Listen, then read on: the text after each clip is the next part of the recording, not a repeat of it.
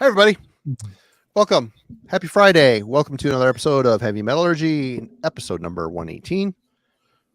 I am your co-host, Marty, and my other co-host, Alan. How are you? I'm doing good, Marty. It's been a kind of a wacky week, but nothing bad going on. Crazy weather, crazy work schedules, but yeah, I've been really looking forward to tonight's stream just because I think it's a fun topic, and we have two returning very fun guests that we always have a good time with. Veteran metallurgists. Yes, absolutely. And so, yeah, I think folks will enjoy it. Hello to everybody who's starting to fill in on the chat. Good to see a lot of the familiar faces there tonight. Frosty and Tim and Jack. Sounds like Frosty has kind of hit the local heavy metal jackpot here this week. So interested to hear a little bit more about that in the chat tonight, Frosty, if you want to share some of the gory details of what you've been digging into. And yeah, welcome to everybody else who's coming into or watching this at a later time. Glad you decided to join us and check us out. Marty, anything that you would like to announce or plug before we bring our guests on? Link for the shirts is in the description. Buy some merch. Eventually, I'm going to be setting up our own official shop storefront. So it will not be leached on the back of Bindrune anymore. It's going to be changing hopefully within the month. So that's going to be coming so we can make room for more stuff coming down the road. Another shirt design coming. We're going to do coffee mugs eventually. Merchandising. It's all good. Got the latest records, Glorious Dead and Eve records up. Today was Bandcamp Friday. You want to go there, either respective bands or the label, blow some cash, either digital or real stuff. It's all up there waiting for you. That's it. Excited as always to chat with our friends, and let's get them on here. We've got Melanie Loves Death Metal. Welcome back. Welcome back. Did you say Melanie? Melanie. Melanie I didn't was? say Oh, Melody. Like, Jesus, how much have you been drinking already? Not nearly enough. And Simon, what's up? Simon, look at you all decked out in your official Heavy Metallurgy swag. Cheers to that. Some promotion there. Free promotion, guys. There you go. Well, you're preaching to the converted, I guess. Melanie, I would have sent you a hoodie, but I felt it would have just rotted in a box. So yeah. I would wear it maybe 1 week out of the year, and then or if you visited Chicago, that would have probably been it. But yeah, no, I mean my long sleeve t-shirts, I wear for about 2 months in Florida, and that's a stretch because I run fairly hot. I sweat a lot, so me too. Yep. Yeah. So, but yeah, no, it's just not totally okay. I do miss wearing sweatshirts though. I wish I could wear them more. A lot of bands release the really cool hoodies and stuff, and I'm just like, I can't get that. Well, we're really psyched you guys came back and spend some time tonight and talk about our favorites so far for the year. We'll start with you, Melanie. What is going on? I know you just moved into the new digs there. What else has been going on? Plans for the channel? All that fun stuff. Not a whole lot. I've been trying to pump out 3 videos a week. I failed this week. I only did 2. Just trying to show off and starting to promote more underground stuff again. I finally started buying some more underground death metal from smaller labels that I used to. So I think a lot of that is going to be coming back to the channel, going back to the roots of what started my channel, and not talking about so much popular metal, so much trending metal. But yeah, no, the move pretty much has taken up a lot of my time. But I don't know, my kids start school next week, so I'll have a little bit more free time at night to do things because I'll be going to bed earlier. Yeah. Yep. So yeah, the summer just went by really quick. It's crazy. They all do. You have kids, you realize that it goes even faster. It's just craziness. So Simon, same question for you. What's been going on? What's going on in Explosive Action? How are you? Doing well. What's going on? Oh, it's all same much for muchness. I'm kind of almost pumping out one a week now, which for me has been pretty good. They take a long time to do these videos. So yeah, one a week. I don't really know what the next one's going to be. I often don't know until about 2 days before. So we'll find out.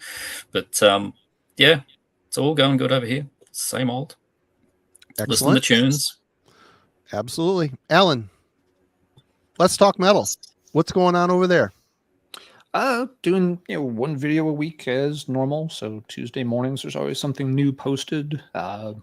It's always a mixed bag. Some collection updates and VCLT thank yous. I recently did a sort of closer look at the Chicago heavy metal scene in 1985 because I needed something very specific and narrow that would only interest a small number of people. Bands that started with the letter Q.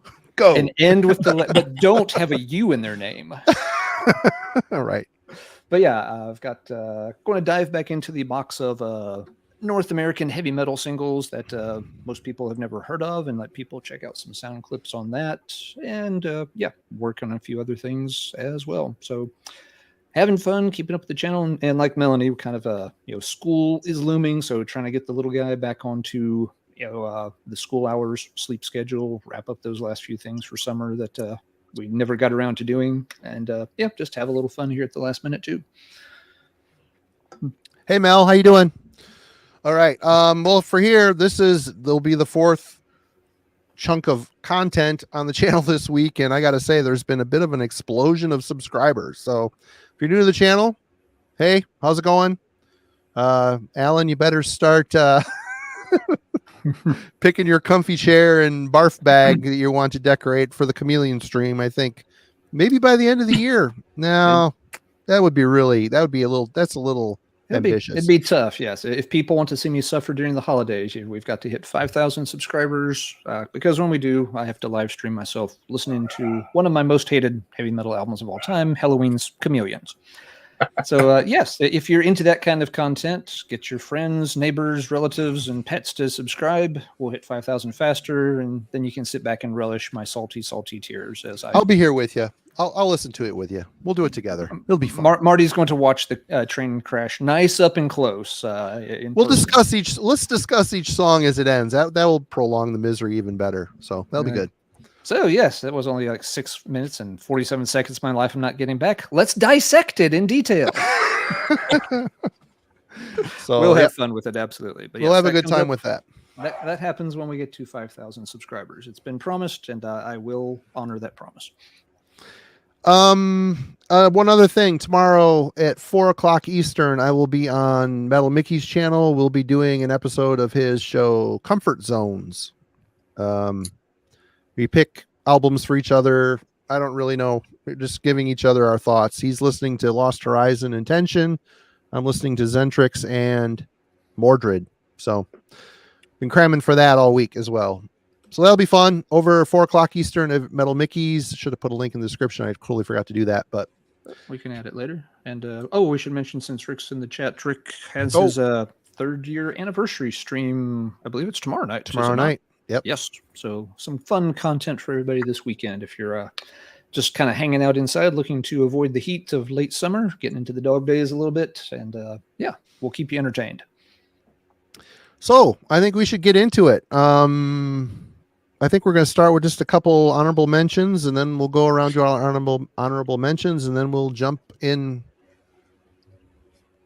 10th to first. And we will start with Melanie first. All right. I have 5 honorable mentions. I'll pump through them fast. The first one is the new Command album on 20 Bucks Spin. Their second full-length Death Age. Fantastic bolt thrower worship. That's about all you need to know. I really enjoyed this album. It's just this, it's a simple meat and potatoes bolt thrower death metal album. Doesn't really, break the mold or do anything different that you haven't heard already, but it's a good listen and it's fun, and I've been really enjoying this year. So that's one. The next one is this one I just threw in, but it's new. It came out within the last week or two. Coffin Mulch's first ever full length. What is this called again? Spectral Intercession, band out of UK. I love this band. They came out with an EP a couple of years ago with that Adam Burke artwork, which was fantastic. I was obsessed with it. I can't remember what that was. Septic Funeral, I think was it called. So now they've got the Brad Moore artwork on here. This is a very, very good album. I would have had it higher if it hadn't just come out, but I've only listened to it about 3 or 4 times since I've gotten it. So I kept it in the honorable mentions. Sorry. Me and Alan are fighting over comments here. Sorry. Another one I've talked about this on my channel recently is also Seeping Protoplasm with their first full length called Exhale Extinction. This is the Head Split Records tape. I think they also have a CD. This is some really nice old school sounding 90s worship death metal. Got a little bit of that brutal death metal sound. This is surprisingly a very good band. The band is out of Japan. I'd never heard of them before until Dylan sent this to me in a package. So that was a nice surprise. I was not expecting to enjoy this as much as I did. So definitely check this out if you're looking for something a little bit more underground, not as known. It's been getting some good praises in the death metal scene too. So this is a very good album. I checked it out after you mentioned it. It was really good. Yeah, digging it. The other one is this is thanks to Caligari Records, Grotesqueries, their first full-length album. Band is out of Boston. Caligari Records. This is, again, more of that old school death metal worship. Nothing too like out of the norm. Has really great riffs. Really good. It's another really good underground death metal album. This was buzzing on metal Twitter. A lot of people thought that it was fantastic, and I agree. This is definitely worth checking out. And then finally, the last one, which people are probably going to be shocked that this is not in my top 10 just because of how much I love the band. But the new Frozen Soul, Glacial Domination. I do really enjoy this album. I do think it's very good, but I enjoy others more than this. But I figured I would call it out because, yes, if I were to do a top 25, it would be in my top 25 right now. So a lot of great features on here. John Gallagher from Dying Fetus, and I did a whole review on it. So go watch that. I was a little surprised when I edited your video, and for everybody, Melanie did a review for that new Frozen Soul for Heavy Metallurgy, and listening to the samples you sent, I mean, I've got their EP or their demo and their full length on their debut on vinyl. I like them a lot. I was quite surprised how polished and commercial this record sounded. Well, that's because it got the Matt Heafy touch from Trivium. He co-produced it, and he has a very polished sound to his music that he makes, which is not bad by any means. But Frozen Soul, I mean, they're a Maggot Stomp band. They got started on that label with that very dirty, old school sounding death metal that sounded like Bull Thrower. And their first full length still carried that sound, and this changed a lot. I think that's probably my biggest criticism of the album is just how polished it sounds. I tried to ignore the fact that it was a Matt Heafy album because you can tell that he plays on a couple of the songs just because of the way of his guitar playing, how he plays it, and you can just tell it's him. But it wasn't enough to make me not like the album as much as I did. There's still a lot of really good songs on it, but I don't think it's better than their first album at all. Yeah, I mean, the first album, the main influence is Bull Thrower, which that gets me every time. I love that. But yeah. All right, well, that's a pretty stout list of honorable mentions. Simon, what have you got? Well, nothing physical, so you're going to have to pretend, or I can just I'll hold up my golden gay time popcorn. Golden. You can have all your jokes. All the Australians watching now are not laughing at this, but everyone else is. Is it cheese popcorn? Or is No, it's very happy popcorn. It's very happy popcorn. Okay. It's a that Golden Gay Time is an ice cream that's been around for like 50 years, and they've done that unholy matching of popcorn and chocolate ice cream, and honestly, it's terrible, but I'm eating it. Golden Gay Time, if you would like to sponsor the channel or an episode, get a hold of myself or Alan, and we will facilitate that. Because I'd put ketchup on that and eat it. Hell yeah, pretty much. I'm down for a Golden Gay Time. That'd be great. See, that's why I wasn't going to show it all the jokes, right? Yeah, so stuff that is in the honorable mentions only because I don't have copies yet. When they show up, this could really adjust things. The new Coffin Mulch that Melanie mentioned, I only got the Bandcamp. I'm waiting for the LP to arrive whenever it does. They didn't send it tracking, so I have no idea where in the world it is. But that's really good. The EP was excellent. The album is just as good. So been listening to that digitally quite a bit. There's a band from Chile that I discovered called Blood Oath. They're really good. It's kind of meat and potatoes, mid-90s kind of stuff, sort of maybe third album from Death. that kind of third to fourth, leading up to Human. It's really good. The CD is out, but then I saw that the LP is coming in a couple of months, so I'm just sort of waiting on that one. But again, listening to it digitally, really good. The new Outer Heaven, that surprised me. That's winging its way to me now. Really good. I kind of forgot about the band because they did the first album and it blew up, and then they just did nothing. So yeah, when the promo for that one came out, I was surprised how much I liked it. I could do without them having like what seems to be 3 vocalists all going at the same time the whole time. That always seems, it doesn't seem to just be one person, or if it is one person, it's got like 50 layers of effects on it. But musically is really good. And the one that really, really, really surprised me, because the last album was pretty meh.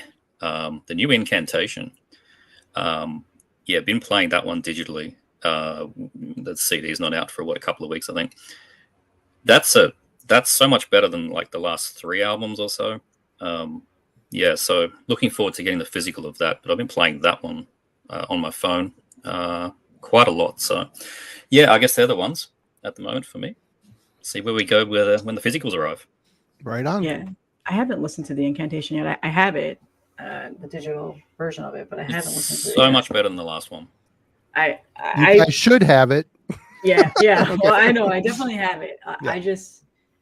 I don't know. I've been kind of waiting to get it and listen to it and get that, have that whole experience of unwrapping the CD and putting it in and listening to it for the first time. Sometimes listening digitally like ruins that excitement of getting it in the mail for me. That's true. All right, Alan, what have you got for honorable mentions? All right. Well, a couple of normal disclaimers here. It's early in the year. Lists are going to change around a lot. This is a real tentative. Things I have as honorable mention now could be way up in the top 10 later on. Some of them may disappear from even the honorable mentions. Don't know. Another thing I wanted to mention, I wanted to show, digital on some things. I've got some of the albums that come out this year. Some I've only bought on Bandcamp so far, so I'll kind of bounce around a little bit. I've got a handful of honorable mentions. One of them is Smolder's Violent Creed of Vengeance. I have it ordered. It just hasn't arrived yet. That particular order got delayed. But the distributor told me up front, like, we're a couple of weeks behind on shipping. I was like, that's fine. So yeah, good, kind of epic metal from, well, I guess technically an international band. Kind of think of them as Canadian, but they're spread out now. They're Finnish now, basically. Yep. They're partly Finnish and people all over the place. But yeah, it's their sophomore album. Very good, epic power metal for folks that dig that. Black Braid 2 is on my honorable mention list. Very solid album. It could move up in the list. It might fall off the list. I don't know, but it's solid. I definitely like what he did on it. Let's see, a couple I have physical copies of. Wanted to shout out the Immortal War Against All. It's a very solid Immortal album. It's not their best. It's not their worst. If you like Immortal and you want a Northern Immortal album, this absolutely delivers. Another honorable mention for me is Pavesh N. This is a one-person black metal project from Belarus. They've been getting stronger and stronger with each album. This one's called Martyrs. This one could move up my rankings a bit. I just haven't had a lot of time to spin it over and over because it's one of those albums you got to pay attention to. It's got a little bit more of sort of an epic, grandiose, almost soundtrack-ish vibe compared to their previous albums. It works well, and it still has that really nightmarish black metal caustic feel to it. So yeah, really cool album, but honorable mention for right now. Then 2 others for honorable mention. One of them is Fathomage with an album with a long title, Autumn's Dawn and Winter's something. Yeah, too many seasons and too many words. Autumn's Dawn and Winter's Darkness. There we go. So Fathomage, this is a one-person Christian black metal project from Australia, which isn't a string of words you put together very often. We sure this isn't the guy from Drawing the Light trying to maximize his I make no such promises, but whoever this is, this project, they've put out an album a year for several years in a row now. Some of them have very different styles. For example, the one before this seems to be much closer to something you might expect from like Obsequii, where there's like a lot of medieval music as an emphasis, a little closer maybe to summoning. And that's kind of what this album sounds like. It kind of sounds like a little bit of a summoning spinoff. It's not as good as summoning. It doesn't have as many layers as summoning. But the core sound is still there, that it's wanting to operate in that Caladan brood and summoning camp, and does so reasonably well. So cool album there. Yep. Fathomage. So John's asking, is it Fathomage? That's exactly right. Yes, Fathomage. It's a weird Cool. logo, but that's it. And then one other one. I don't know if Frank is in the chat yet, but this is the Frank special for the evening because he turned me on to this one. This is an album by a band called Genghis Khan. It's a Canadian band. And the deal with this is that it was released this year, but it's actually demo material from 1981. So it's one of these long lost recordings. It is called, wait for it, Who Art in Hell. So as in, yeah. But musically, what you have here is a bunch of Canadian kids in 1981 who had gotten the first two Iron Maiden albums and tried to copy them. Cool. This sounds a lot like the first two Iron Maiden albums. There's one song on here called Dracula that is really, really pulling a lot of ideas out of like Strange World and Remember Tomorrow and splicing them into a 9-minute song about Dracula. Cool. So yeah, it's actually not bad at all. The guitarist in particular is pretty good. And he did go on to be in some other Canadian bands that released a little bit of material here and there, such as Child. So kind of a cool, unearthed artifact from back in the day. Thanks to Frank for pointing this out, because I had not heard of this at all. It had completely flown right past me. But yeah, if you just want to hear what some Canadians take a stab at the Diano era Iron Maiden, especially the self-titled album, then go dig yourself up a copy of that one and check it out. Genghis Khan, Who Art in Hell. So those are my honorable mentions.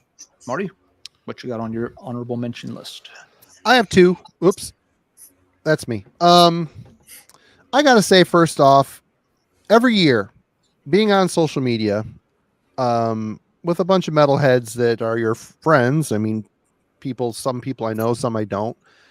Every year, there's people like, "Oh, this year sucked for metal," blah blah blah, and every year I think to myself, I mean, I haven't heard every new. I mean, Simon, Melanie, those two, they're still searchers, and I used to be a searcher. I wanted to hear everything, and I've kind of gotten away from needing to hear everything, but you don't have to dig very hard to find good stuff. I mean, there's good stuff every year for metal.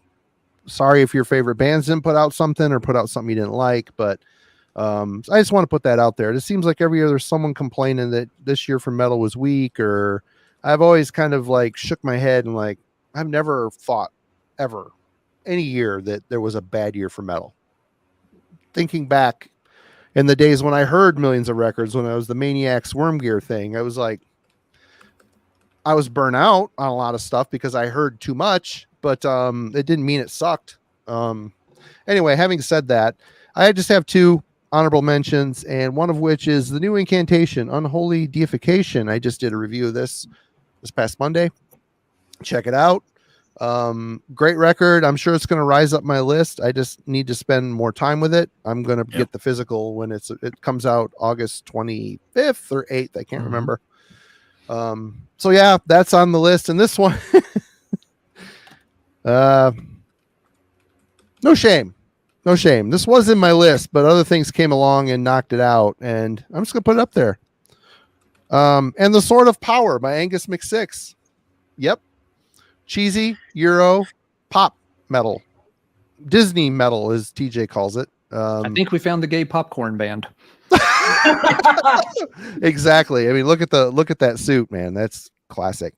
My kid likes this stuff. He heard Glory Hammer, and I ended up getting all the Glory Hammer CDs. And this guy was the singer for Glory Hammer. Of course, Glory Hammer's had some problems over the last couple of years. Whatever. This guy did his own thing, and this guy dressed up as the main guy from Orden Ogan. So he wrote all the music. So it's very epic, catchy, even some dancey crap thrown in there, which kind of makes me roll my eyes, but it's so catchy. Every song's an earworm. My kid loves it. So do I want to listen? I remember back in the days when he was listening to Kids Bop on Sirius XM. It was just like kids singing top 40 pop songs. It was just like being in hell.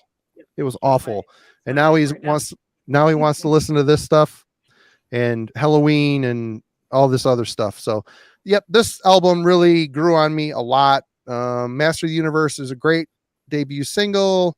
Amazons of Caledonia, amazing chorus, and In a Past Reality, or is it Key to Eternity? Well, either one of those two. It's super amazing, epic choruses. You could tell the dude from Orden Ogan is writing that stuff, because earworm after earworm, great. And again, I don't care. I'm comfortable in this realm now. There was a time, a younger me, I would have pile drive my own nuts, knowing that if I said I like this, and now I don't care. It's fun. Have some fun, Simon. I see you up there chuckling. Have some fun. Listen to something fun, damn it. But oh, dude, Sadek, there's going to be even more cheese coming. That is just the start. Although this is the cheesiest. Yep. Get the fondue ready. We're all into the cheese tonight. I even got my Cheetos ready. All right, Melanie. Let's start with number 10. Here we go.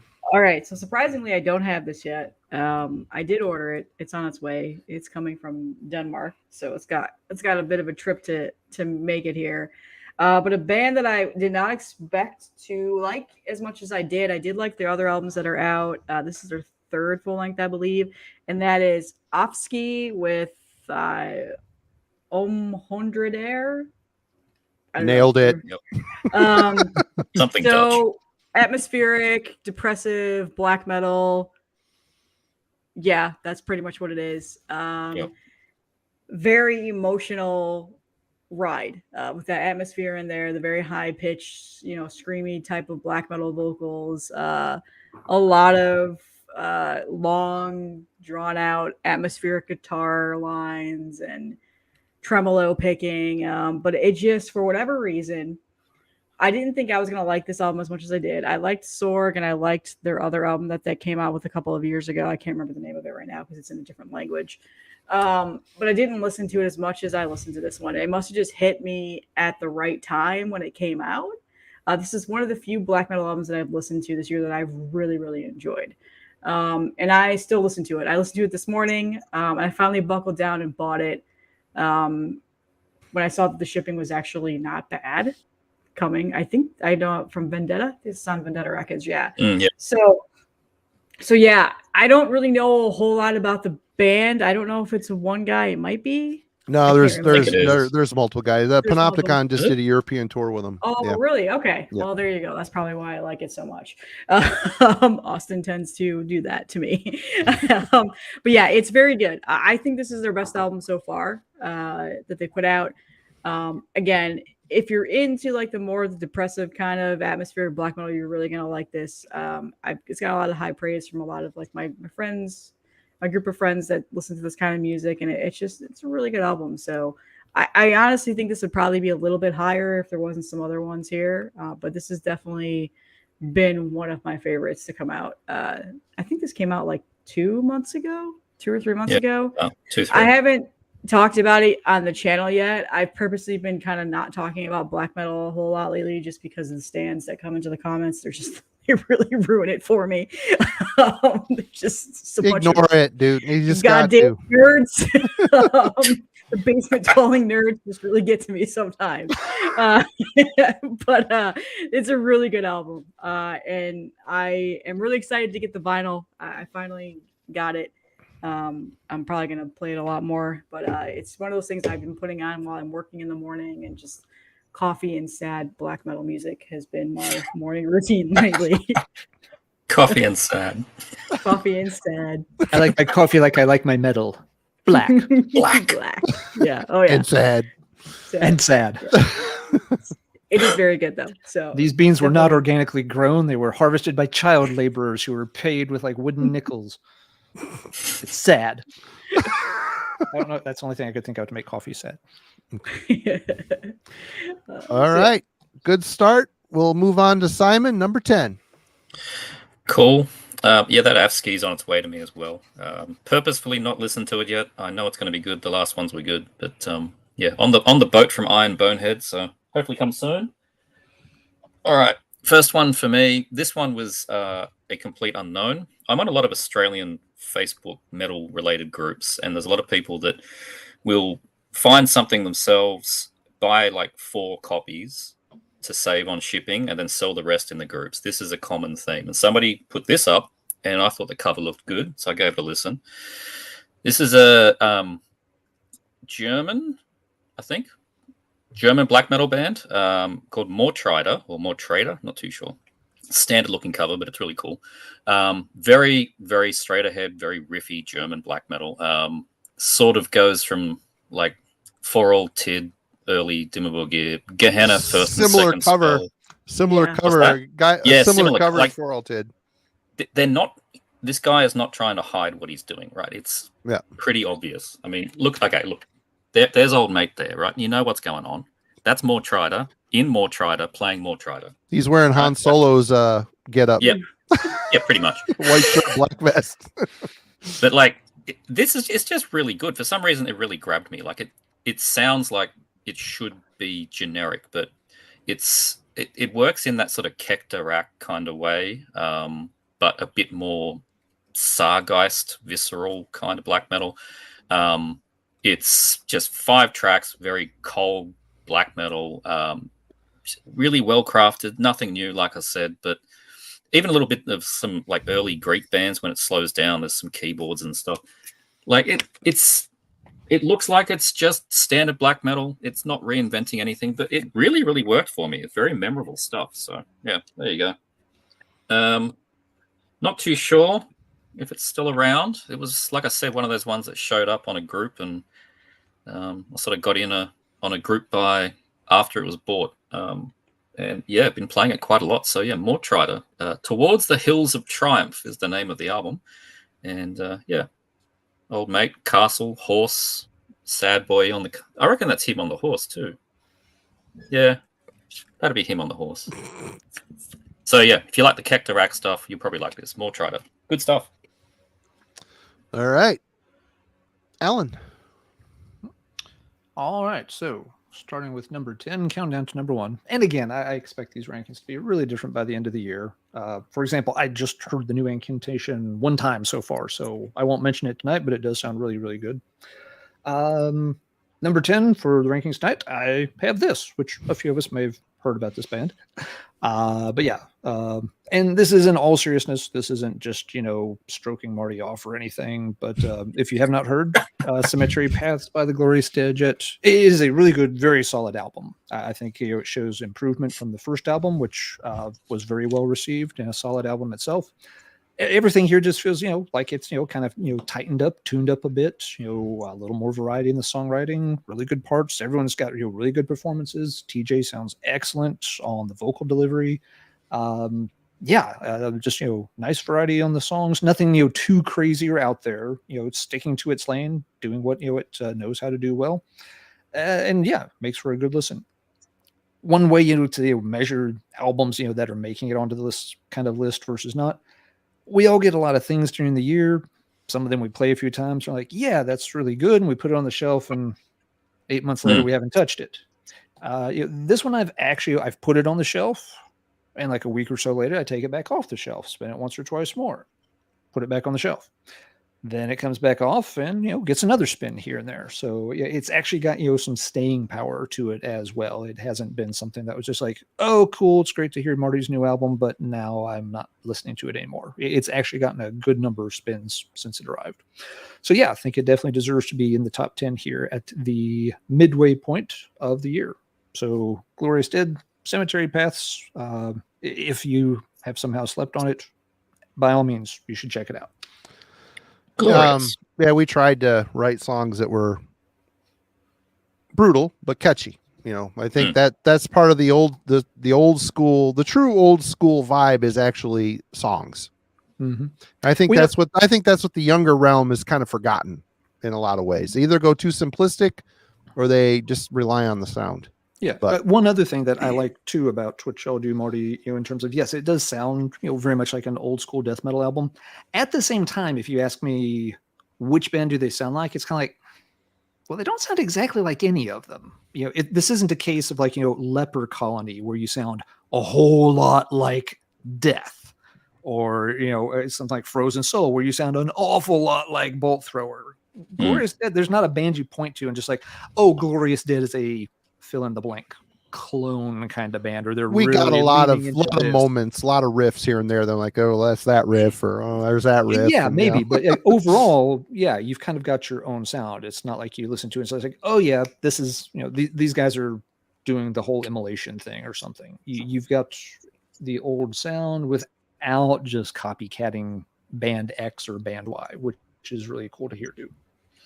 It's definitely I pulled it out because I wanted to talk about it tonight. I didn't want to like make people think I was being biased just because we're on the stream. But it's definitely like I've been telling people like as I listen to it, it's like an ode. It's an ode to death metal. Like that's really what it is. Like you guys, obviously you've been in the scene for a really long time. You've all this has been your life, and you're making music to like pass it on and keep death metal going, and you're doing it in a very, very well written way. You're not trying to copy, like Alan just said, like straight up Death or Immolation. Like there's just all those influences. Yeah. But the one thing that really stood out to me about this album from your first album is TJ's vocals are just a top notch on this one. Like, he's sick. Really, super sick. Yeah, he's really good. Really, really good. Just like, and all I keep thinking is like, how pissed off was he when he wrote these vocals, and was it after he listened to Beharit's Drawing Down the Moon? He's still having Avantasia flashbacks. But yeah, that really stood out a lot. Obviously, to me, was I just noticed for whatever reason TJ's vocals sounded like, not to say they were bad in the first album by any means, but like this was fantastic, just all around. So it is a very good album. Oh, he totally put icing on the cake. And then Chris, our bass player, he's been doing vocals on, he's stepping it up too. And it's good. It's good to have a 2 vocal attack. It's fun. Well, I'm glad you like it. I'm glad. And again, Yeah, a quick fun story for TJ if he's watching, or that you can relate to him, Marty. One of the first times I was playing the album, my wife wandered in. She's like, "Oh, what's this?" I'm like, "Oh, yeah, this, it's Marty's band's new album." And she's like, "Oh, okay, that's kind of cool." She's like, "I'm like, yeah, that's TJ singing too." She's like, "TJ?" She's like, "Yeah," and she's like, and it took her a second. She clicked. She's like, "Wait, that's the Sex Dungeon guy from the album club singing? How is he sounding like that?" Oh, yeah. It was one of those things where it just clicked and she just blurted it out. She's like, "No way, that can't be him. The Sex Dungeon dude sings like that?" Wow. Yep. It's amazing. He's great. Great. Well, thanks, all right, guys. Marty, it's time you revealed your number 10, I think. This is kind of a biased one as well. I might not have spun this as much as I have because, well, if I didn't know him, but the guy behind this project and another project called Lanzarath is a friend of mine, Noah. He does Northern Spire Productions. This is a solo project, Oralisk. This is called The Underworld Obscura. It's the first full-length album. He put out a demo called Mold. It's just raw black metal with some production values. And the thing that makes it so impressive is during the pandemic, he basically he wasn't a great guitar player. He started doing nothing but playing guitar and writing music. That's all he did every day. Toiled away and is still doing it. I mean, he's got multiple projects. He's just writing, and he's got a death metal project called Draughter, which is getting really, really good. And his guitar playing and songwriting has gone up from strength to strength. And this Northern Spire Productions is his thing. He's in the chat as Noah Payne sometimes. There he is, all decked out in the garb. super great dude, and this is a really solid project. It's I can't really say it sounds like anybody either. If you like the grim underground black metal stuff, which I do, when I, obviously with Bind Rune, we have more of a woodsy atmosphere, but 99.9% of the time, the black metal I listen to is the raw variety. It just feels right to me. I do like some symphonic stuff as well, but the Underworld Obscura is really good. The more I spin this, it might go up my list. It might fall off depending on what comes, but right now it's holding on at number 10. Noah, if you're watching, you did a great job, man. This is a great record. And check out his other project, Lanzarath. Their 4th record just came out as well around the same time this did. Very solid black metal. There's more people involved with Lanzarath, but they're all friends, all good dudes, writing good, evil shit, representing Northern Michigan. It's totally cool. Oralisk, check it out. Melanie, you're back. All right. This actually was pretty high when it first came out. My list has changed quite a bit. This is probably no surprise. The New Majesties, Tanner. I'm a huge fan of Tanner. Tanner rules. Literally everything he does. I guess you could say I'm a bit of a fangirl when it comes to Tanner's music. And I have mentioned that melodic death metal is really hit or miss with me. I don't always listen to a lot of it. I have my favorite bands, and then it gets a little bit kind of samey, boring a little bit for me. But this album, I really, really had a good time with it. The first time I heard it, you can tell it's Tanner's music, just because he's got a very distinct writing style and the vocal style. I think that's why I liked it so much, from Obsequiae and all the albums that he's put out with that band. There was some stuff that reminded me of those albums on this, and so it's a fantastic album. I'm super happy that they were on $20 Spin. I think that's a great label to be on, especially for music like this. It was fun to see all the people talking about this when it came out, and somebody said in the chat this is their favorite record so far this year. So that made me happy. I really like it. I listened to it today, and it's just a really fun listen. I'm excited to see what else they're doing. Yeah, the album is coming. It's the second coming. It is a very, very good album. So, what is it called again? I forgot what it's called. Vast Reaches Unclaimed. That's right. Good album. I don't know. I'm a huge Tanner fan. I probably would have had it a little bit higher, but some other ones kind of snuck in there, took over my soul when I heard them.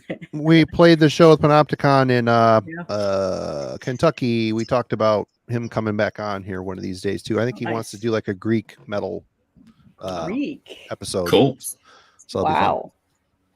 That would be fun. All right. That would be a cool topic. Simon. Yeah, that Majesty is definitely in my 20. Not quite sure where, but great album. All right. Next one from behind me. This is one of those, I had no idea what the hell this was. I think it was Ben, Brain Smasher, that sent me a link to this. And it was one of those occasions where he sends the Bandcamp link, and it's not like you can listen to it now and then 3 months later you can find a CD. It was all immediately available, so I managed to order it straight away. This is a band called Arganthorns. The album's called The Ravening or The Ravening. I'm not too sure. Amazing artwork on this one. I got to check that out. You gave me a link to I forgot to listen to it. You need to check this out.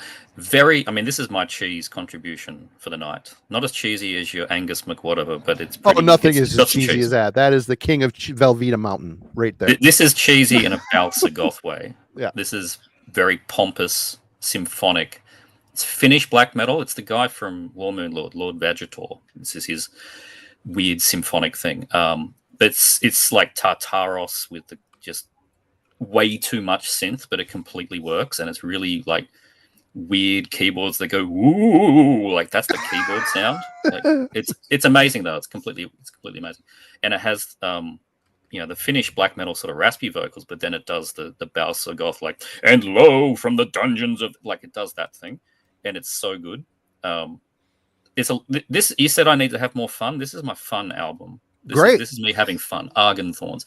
But just check this whole thing out. There's old mate there doing his Arganthorns. G'day, Mark. There's the back. Nice.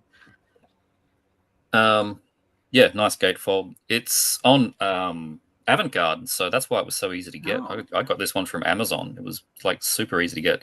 So yeah, if you like, you know, Balsagoth, Tartaros, Grand Psychotic Castle, or Limbonic Art, that kind of stuff, and just a little bit more aggressive with that finish style, check out Argonthorns. It's really, really good. Number 9. Number 9. All right, Alan. All right, number 9 for me. Bought this on Bandcamp. Have not found anyone selling the physical copies in the U.S. just yet, but it is Sacred Outcry, Towers of Gold, which Marty It made your list. Yes, it is on my Alright. list right now, and this is one it could move up the list. It may fall off the list. I don't know yet, but it is a good album. So yes, it definitely felt like it needed to be in the top 10 here at kind of the midpoint of the year.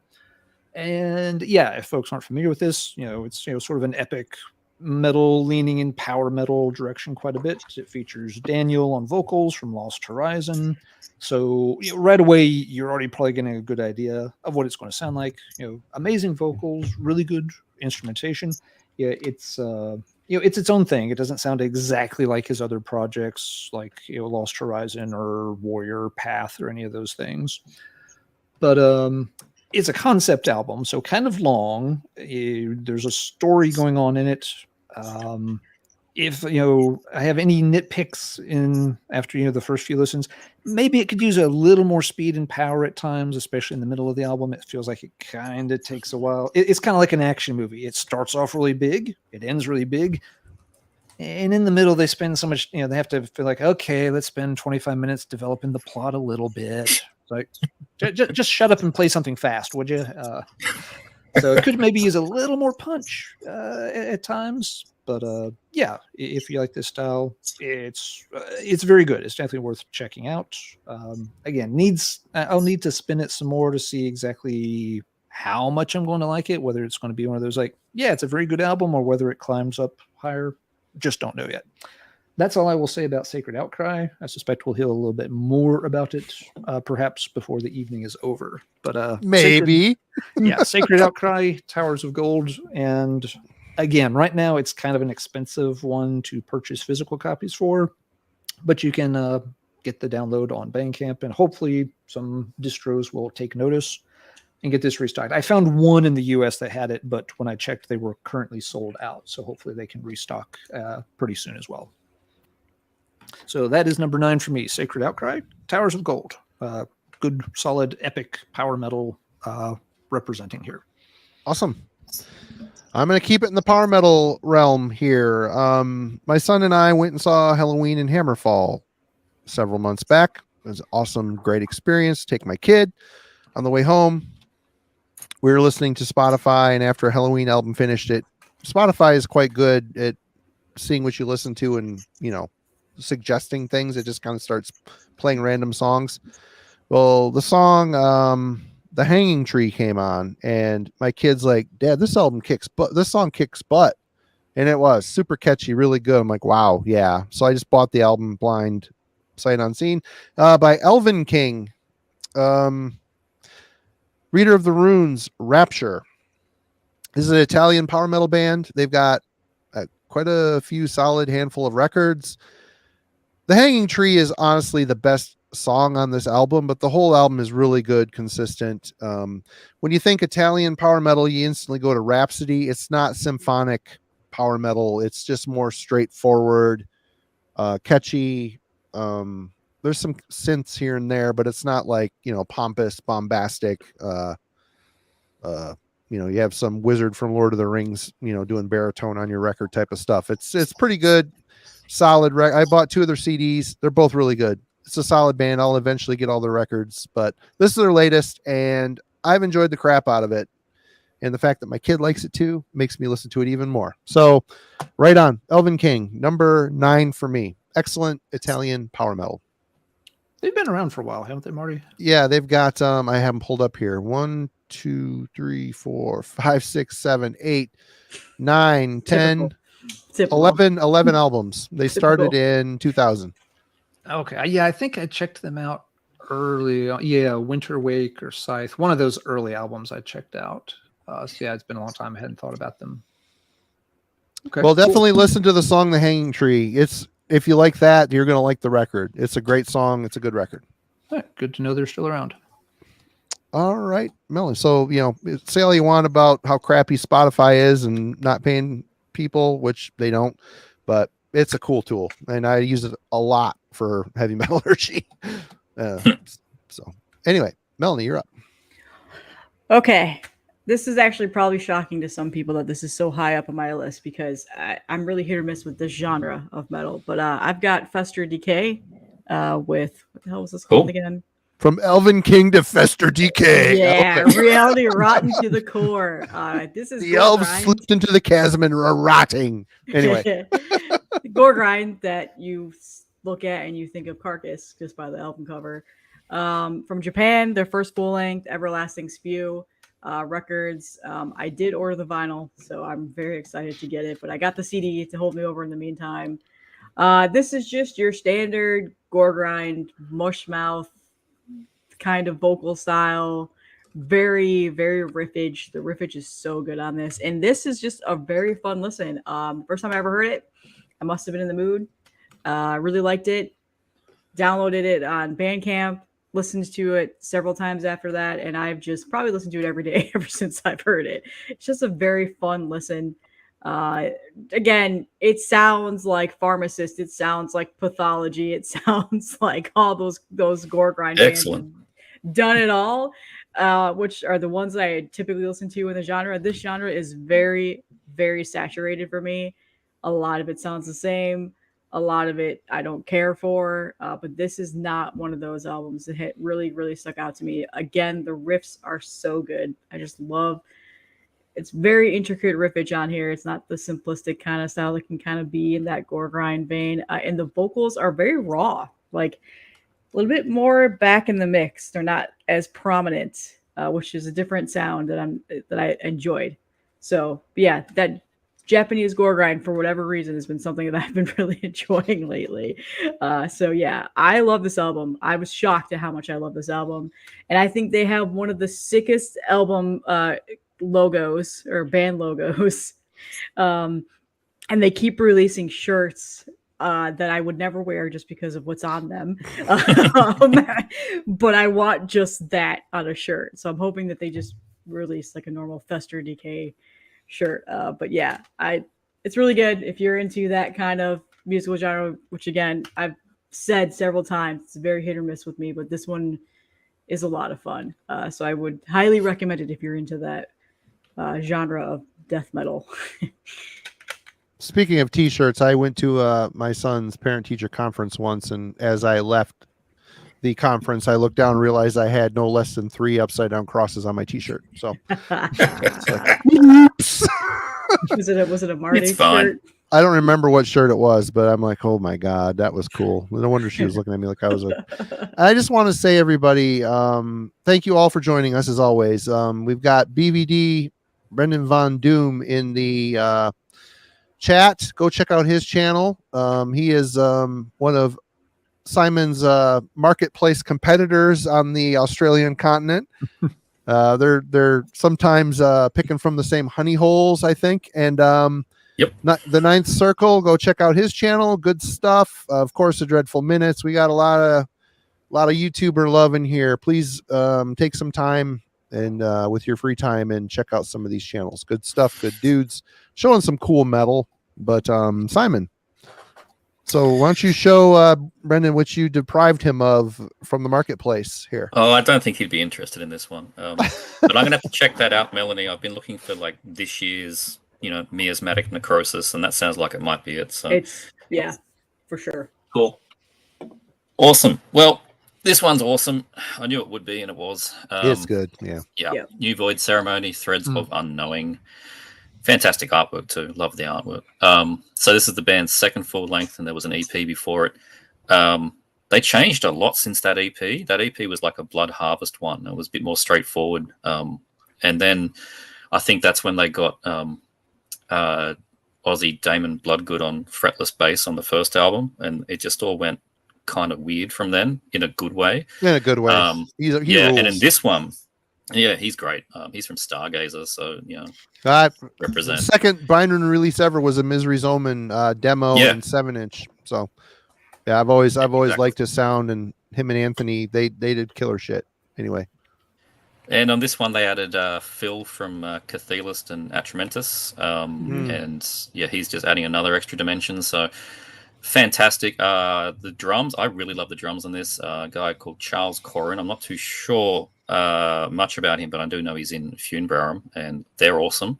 I love his take on it. It's really good. Yeah, so it's like progressive sort of, I guess, progressive death metal. I don't know what you want to call it. It sounds like the sum of its parts, like it's Cathelist and Stargazer and all this kind of stuff. That's basically what you get with Void Ceremony. Blood Incantation a bit, some Atheist if you want to go back. It took me a couple of listens to really gel with it. I think the first listen kind of goes over your head, but second and third, it's secured its place. So yeah. Really, really good album. Yeah, good guys, good stuff. And $20 spin, Void Ceremony. I did that review too. You did. You did. compelled Marty to buy a big chunk of their catalog based on that review, I think, Melanie. You did. Yeah. And I'm the one that harvests the samples. I'm like, listen to them, like, yeah, this is pretty freaking awesome. So I haven't even listened to the first one yet. I still can't get past this one. Yeah. Yeah. I have it. I just haven't spun it yet. It's in the pile of. It's just a natural progression from that one. Yeah, for sure. Yeah, they obviously a band that's just getting better each album. So yeah, looking forward to their future. It's good. Everybody go check out Kellen's Killing for Company channel. Obviously, he's part of the Wednesday Album Club. He's a reviewer for the channel. Great dude. And good evening to you too, sir. He looks great in a shower too, by the way, if you saw his promo. My wife is still somewhat scandalized by that promo, Kellen. Did we lose Marty? He blasted the shower. Apparently, we did lose Marty. Oh no! That shower scene got him in trouble. Here he is. I kicked myself out. All excited. Good deal. All right. We're only on number 9, aren't we? No. Number 8. All right. Number 8 for me, Melanie's already touched on it, but Majesties, Vast Reaches Unclaimed. Excellent album from early in the year. Fair to say, one of the best melodic death metal albums I've heard in quite a while. That wasn't by Inexorum, which Carl's in this band too, and Tanner's obviously incredible and a great talent here. Carl, should definitely not be overlooked either. He sounds fantastic on this. The only reason this is ranked 8th and not higher is that melodic death metal is something like when I find an album like this, I'll play it to death for a while. But then it tends to be a while before I circle back to this style. So, this is one that, it will sit on the shelf. We'll get just a little dust on it before I want to, get my next, melodic death metal fix. But it's a very well put together album. I think it kind of helped remind a lot of people, just how fun and exciting this style can be, because it's not something we've heard a ton of in recent years. The focus in recent years in death metal, of course, has been on other styles, a more cavernous style, the band's influenced by Incantation and working in that mold. Not so much, the band's following up, on the more, Gothenburg kind of vibes. But yeah, love the album. Bought it on Bandcamp. This was another one. It's in the same box as my Smolder CD, sitting somewhere waiting to be shipped out. So I've got the physical copy on the way. It just didn't arrive in time for me to show it tonight. But it means I've purchased it twice. So Tanner, you're welcome. You can get that extra gold leaf whatever thingamabob you need for the wedding. Ice cream. It's on ice me. cream. There Awesome. you go. Majesties at number 8 for my list so far. All right. Well, this one here, I can't remember where this band is from, but it might actually fall down my list or rise up. It kind of got put in a stack of stuff that I forgot about, but Triumpher, Storming the Walls. This is one I was just on Power Metal looking around on Bandcamp. This was high up on the list, so I clicked on it, and yep, it pretty much crushes. It's a little more on the speed metal side of Power Metal. And there's even some rough screamed vocals on here, like death vocals here and there on occasion. But mostly the predominant style is of the power metal variety. The music is quick, well done, a lot of awesome speed riffs and good bouts of melody, awesome solos. Again, I need to spend a little more time with this, but I think I'm pretty comfortable with it being on number 8. I was surprised enough listening to it, giving each song the 30-second preview on Bandcamp, that I bought it and I had to have it shipped from. Maybe these guys are Greek. Is that right? I don't know. Anyway, do the math. You can pull up Google and check for yourself. Triumpher with Storming the Walls. Good stuff if you're into that type of thing. On the power metal side. The cover looks more melodic black metal or something. It does. Yep. Yeah. Especially cool. the logo. That is not a power metal logo. It is not. But it is in that realm, sort of. Mel, you're back. All right. I really was surprised at how much I liked this album, just because they're a very rinse, wash, repeat kind of copy paste band at this moment. But the new Obituary came I was out. surprised. It was that's a decent record. I was surprised. It came out very early in the year. So I think people may have forgotten about it. It's got the artwork from Lewandowski, rest in peace, which was shocking. It kind of didn't go along with Obituary from the past album covers that they've had. But this band, obviously one of my favorite death metal bands, obviously, for a lot of reasons. But in their catalog, they've definitely done things that just are same across album to album, haven't really changed a whole lot. This album really kind of brought a little bit back for me in terms of recent releases that they've put out in their discography. It's a fun listen. It doesn't do anything, crazy, nothing groundbreaking. It's still very much Obituary. It's still John Tardy's voice. It's still the same band that's been pumping out music for the last however many years. But it was one of those first albums to come out this year that really stuck with me. For a while there, it was my favorite album of the year because that's all I was listening to, because I hadn't really caught on to anything else recently. But yeah, I think it'd be hard pressed to say that this isn't one of, at least within my top 10 for the year. I know it's cliche because it's Obituary, but it's just hard not to like this album. And Dying of Everything is what the name of it is, right? Yeah. So it's good. The self-titled, the one came before it's really solid too. The riffs have gotten better. Yeah. A little, I don't know. It isn't just like 6 feet under. I don't know. Yeah. I struggle with Obituary, but the last two, this one and the one before it, were really good. Yeah, the one before it was good too. I feel like I didn't appreciate that one as much until recently, though, because again, there's a lot of albums that they put out in the middle there that kind of just made me not really want to follow them and keep up with them anymore for that reason. But this was a good bounce back album for me. I really enjoy it, so I think it's good. Right on. All right, Simon. Well, we're smashing through this. Okay, so this is a band, one of my favorite discoveries in recent years. I don't even remember how I found them. The first album might have been a Bandcamp suggestion. Only done 3 albums. This is their third. Came out earlier this year. And I have to put the name in the chat because... Killer cover art.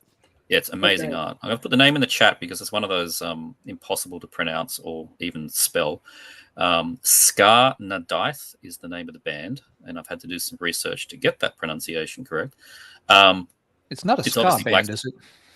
No, it is not a ska band. That's with an Okay, S-C-A-T with an umlauty slash and an H, and it's Irish. It's old, like Gaelic or something. So they're from Dublin, and it's one guy, and it is pretty harsh, but very organic, like this album cover sounding black metal. It feels pretty modern, and it's pretty much an all-encompassing, like it just sort of envelops you, that kind of sound. And this album, he's gone to do just 2 tracks. They're both 20 minutes long, very lengthy tracks, but they go through in a breeze. There's lots of chops and changes. It's somewhere between like Ruins of Bevrast and there's an Icelandic band called Zrine, which is like shrine with a Z. Somewhere in there, that's what this sounds like. The second side, there's not much to show you on the back, but it's still nice. It's on Vendetta. The second side's a bit doomier than the first side, and lyrically, it's all based on like Irish folklore. So it's really interesting. It's not at all folk metal, thank God for that. It is pained. The vocals are very pained on this.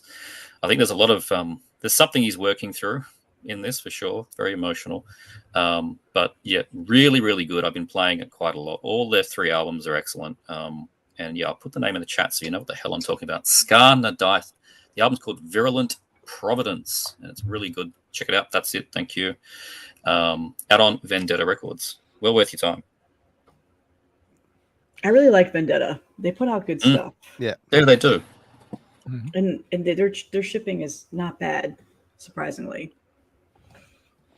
All right, Alan, number 7. 7, yes. Number 7. This is another one that I suspect will move around the list.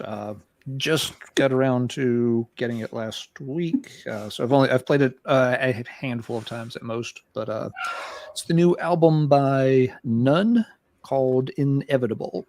Depressing shit, man. Very depressing shit, but so very well done in that style too. So this is, I believe, their 4th album. They've been around, gotten some press on the previous album in particular, got some people's attention.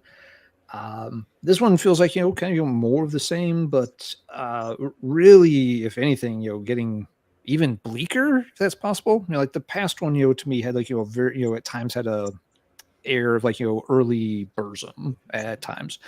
Not getting that from this one as much. You still have like a very kind of raw guitar sound, but the production overall is very clean. They're not relying on a lo-fi hissy production or a gauzy murky production to get the vibes across.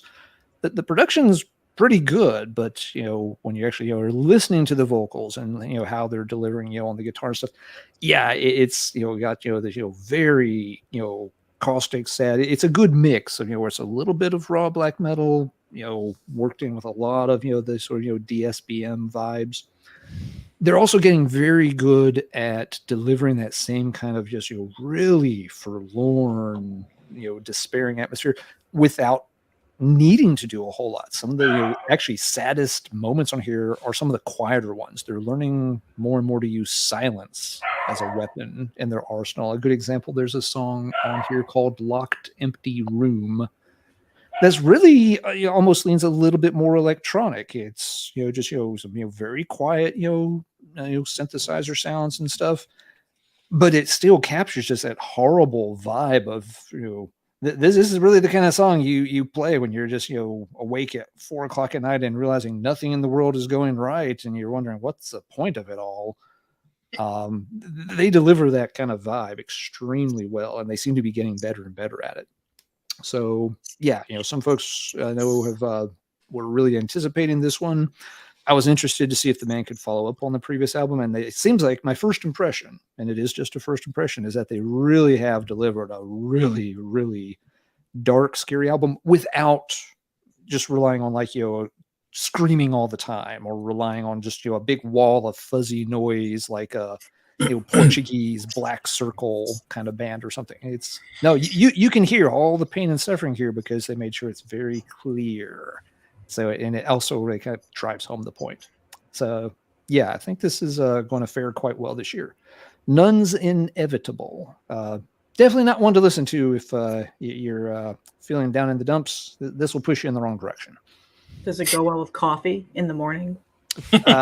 Only if it's sad coffee. The coffee must be drunk in a locked, empty room overnight so that it's cold by the time you drink it too. You get no warmth from that coffee. All right. Well, I follow up that cool, awesome album that I haven't really heard that much of yet with this thing. I shouldn't even be on the list, but it is. For some reason, this thing crept up on me. I did Ben's review, harvested the reviews. I listened to the whole album digitally and went, man, this is good. It's just redundant. Demonize is starting to sound exactly like a bath. The riffs, it's nothing you haven't not heard before from Immortal. The album that came before it, Northern Chaos Gods, I preferred. It's a much better record, but he killed me with just the formula. It crept in, and the songs are catchy. They're well done, and I end up buying it. Amazon, you got the Prime, you get the free shipping, so it came relatively cheap. And I'm like, you know what? I've got all the other ones I want on vinyl from their catalog, and added this to it. And I've been spinning it off and on all week, and it's growing on me. It may go down, it may go up, I don't know, but for right now, it deserved it. I do want to say though, you want to talk about a lazy design. The cover is what it is. But then it's a single LP, and you open it up, it's the same freaking thing. And then you flip it around the back, and you've got this designing genius here, and then you've got just a plain. Well, I got a blue vinyl, but the insert's just the lyrics and a picture of Demoness. I mean, Rick would reiterate the fact that this is bottom of the barrel design stuff here, but I don't know. Whatever, it is what it is. It's the record. I kind of agreed with Ben after listening to it initially digitally, but the more I listen to it, it's growing on me. It's Immortal. It sounds like Immortal. If you like Immortal, there's nothing here that's going to turn you away. If you're expecting the band to do something, not that it's just a guy at this point. Ice Dale from Enslaved recorded this. He played bass on it, and I don't remember who the drummer is, but check out the review, Ben's review on Heavy Metallurgy, and I don't know if I agree with him. I have enjoyed it, and it made my list. It might change. It might come off the list. We'll see. But for now, it's a good Immortal record. Is it classic? No, but it is what it is. I enjoyed it. All right, Mel. Number 6. All right. So I would have screamed this as album of the year because of how hyped I was when it came out, which was like 2 weeks ago. But I bumped it down to 6. I've settled down now. And Simmer down now. This is the new Outer Heaven, Infinite Psychic Depths. So I love this band. I've been a huge fangirl of this band ever since their first album that came out like 8 years ago. It wasn't 8 years ago. I don't know, was it 4 or 5 years ago? I can't remember now. They just have an interesting style of vocal style that I really was drawn to. But this album I was really pumped for. It is really good. The one thing that I kind of wish they would have settled down with was so many guest spots on here. There's a lot of guests on this album. We've got the guy from Pig Destroyer. We've got Steve Tucker from Morbid Angel. There's Alex from Undeath. There's Dave from Churchburn. There's Brody Utley from River of Nile. Like almost every single song has a guest on it. So we've entered the rap kind of territory here of having features on almost every single song. But if that's the only criticism I have, then that's fine. But it's a fun album. It's good. It's Outer Heaven if you know the band and their sound. It's a pummeling riff galore. It does not slow down at all. So there's not that much variation in terms of that. There's some ambience here and there. But it's got the fantastic Matt Stikers, I think that's how you say his name, artwork. Simply amazing artwork. But yeah, I really like this band. I did think this was going to be my album of the year just because of how much of a fangirl I am. But like I said, I've settled down. But it has a lot of really good songs. It's definitely a very good modern death metal album, which I think that they kind of don't try to mimic the old school death metal sound. They've got their own little bit of sound going, it's a nice, refreshing change of pace from what's been getting, released year after year for the last 5 years. So yeah, number 6. Okay, a lot of people showing that. I guess we got a promo for it. I just have not checked it out. I don't know, Mario. I think you might hate it. Not gonna lie. Really? Yeah, I don't think you'll like it, but it's worth a shot. I don't know. You might, but I might. All right, Simon. Me again. This one hit with me straight away. The demo they did was great. The EP that followed it was even better. First full length from Astriferous. This thing rules. Pulsations from the Black Orb. I did a review on Metallurgy for this one. These guys from Costa Rica, members of Blood-Soaked Necrovoid, which is how I found out about this band, because that one was first, and then the demos for this came next. Very dark and down-tuned death metal, somewhere between.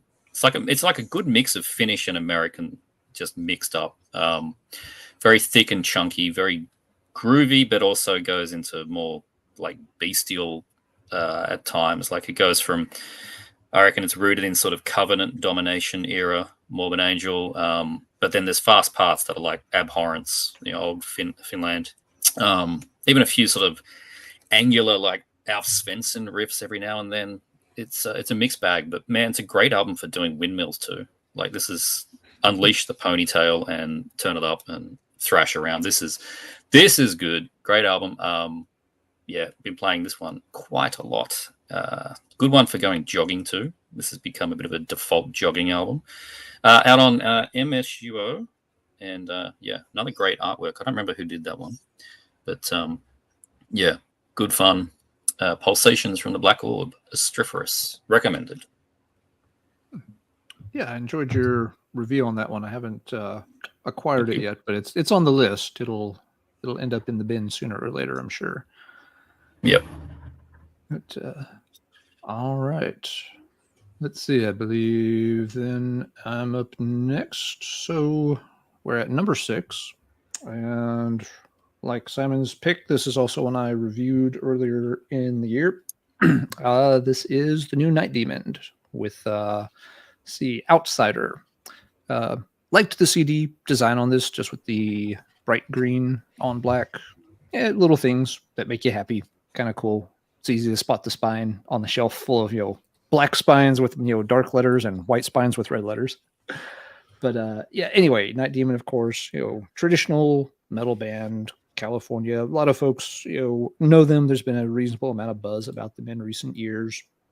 Jarvis, of course, also plays in Kirathungal and is credited with really helping kind of pull them out of retirement so that they could get back on the scene and reap some of the accolades they rightly received.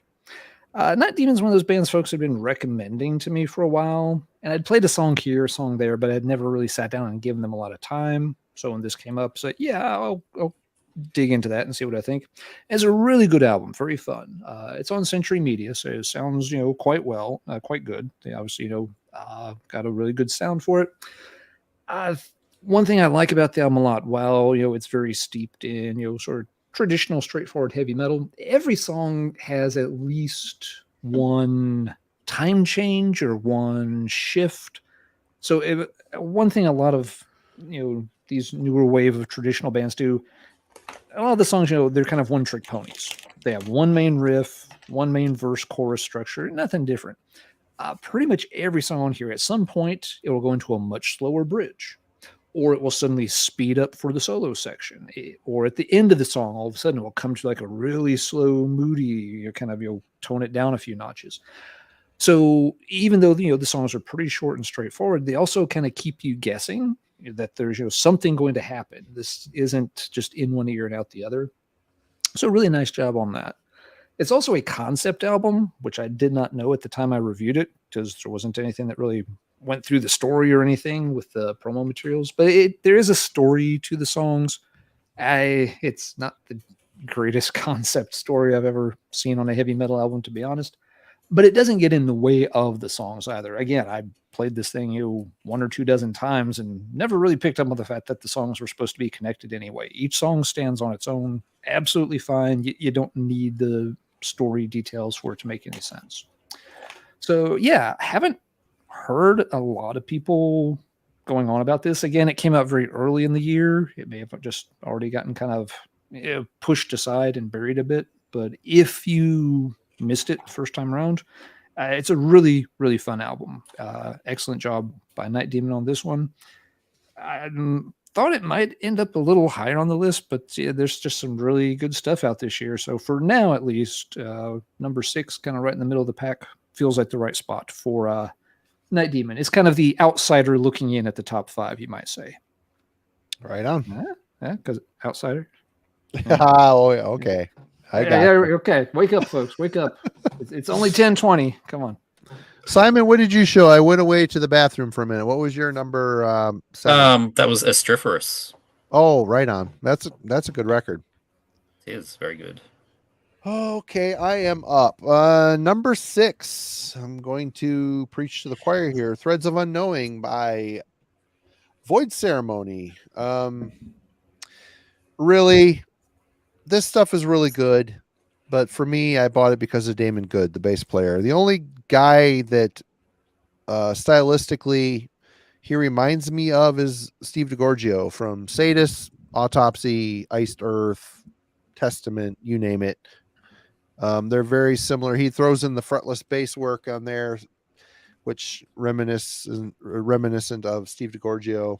This is just really excellent death metal that sounds like the album cover looks. It's just really cool. It's just a really good record. A little jazzy, a lot of feeling, little death worship on there. And Simon mentioned someone from Cathelist is in here. Cathelist, man, that was kind of they had a demo. They did a 7-inch split, I think, with somebody, and then they did the full length, and they kind of dropped off the face of the earth. That band was cool because it reminded me of Demolic, like a modern version of Demolic. There isn't any really Demolic type stuff on here, but it's technical in more of a earthy jazz type of way. You know, when your drummer is taking a picture, he's got to hold on to his drumsticks. It's probably a prog, some sort of prog involved in it. But yeah, this is a really good record. I bought after Melanie's review, and I listened to the digital stuff she sent. I'm like, yeah, this is coming home to me. So I got this and the one that came before it. I still haven't spun that one yet, but this is excellent. Good record. I enjoyed the crap out of it. And $20 spin, you can choose from 50 different vinyl variants because that's important for some reason.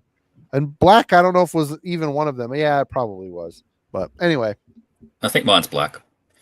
Yeah, but I don't hate black vinyl. It's cool to get some cool stuff, but if it's black, it's cool. I like it. Anyway, Mel, you're back.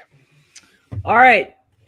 Number 5, going to get into some of the heated discussion here, and that is Black Braid with Black Braid 2. Yeah, I am not ashamed of loving this album or John and the work that he does. There's been a lot of he seems like a super nice dude. Yeah. So I saw him play on the Decibel tour with Cattle Decapitation a couple of months ago. Fantastic live. Puts on a great show. Hangs out, talks with the fans. Totally just down to earth guy. But the one thing that really, really stood out to me on this that I talked about in the video on my channel about this was he plays like this.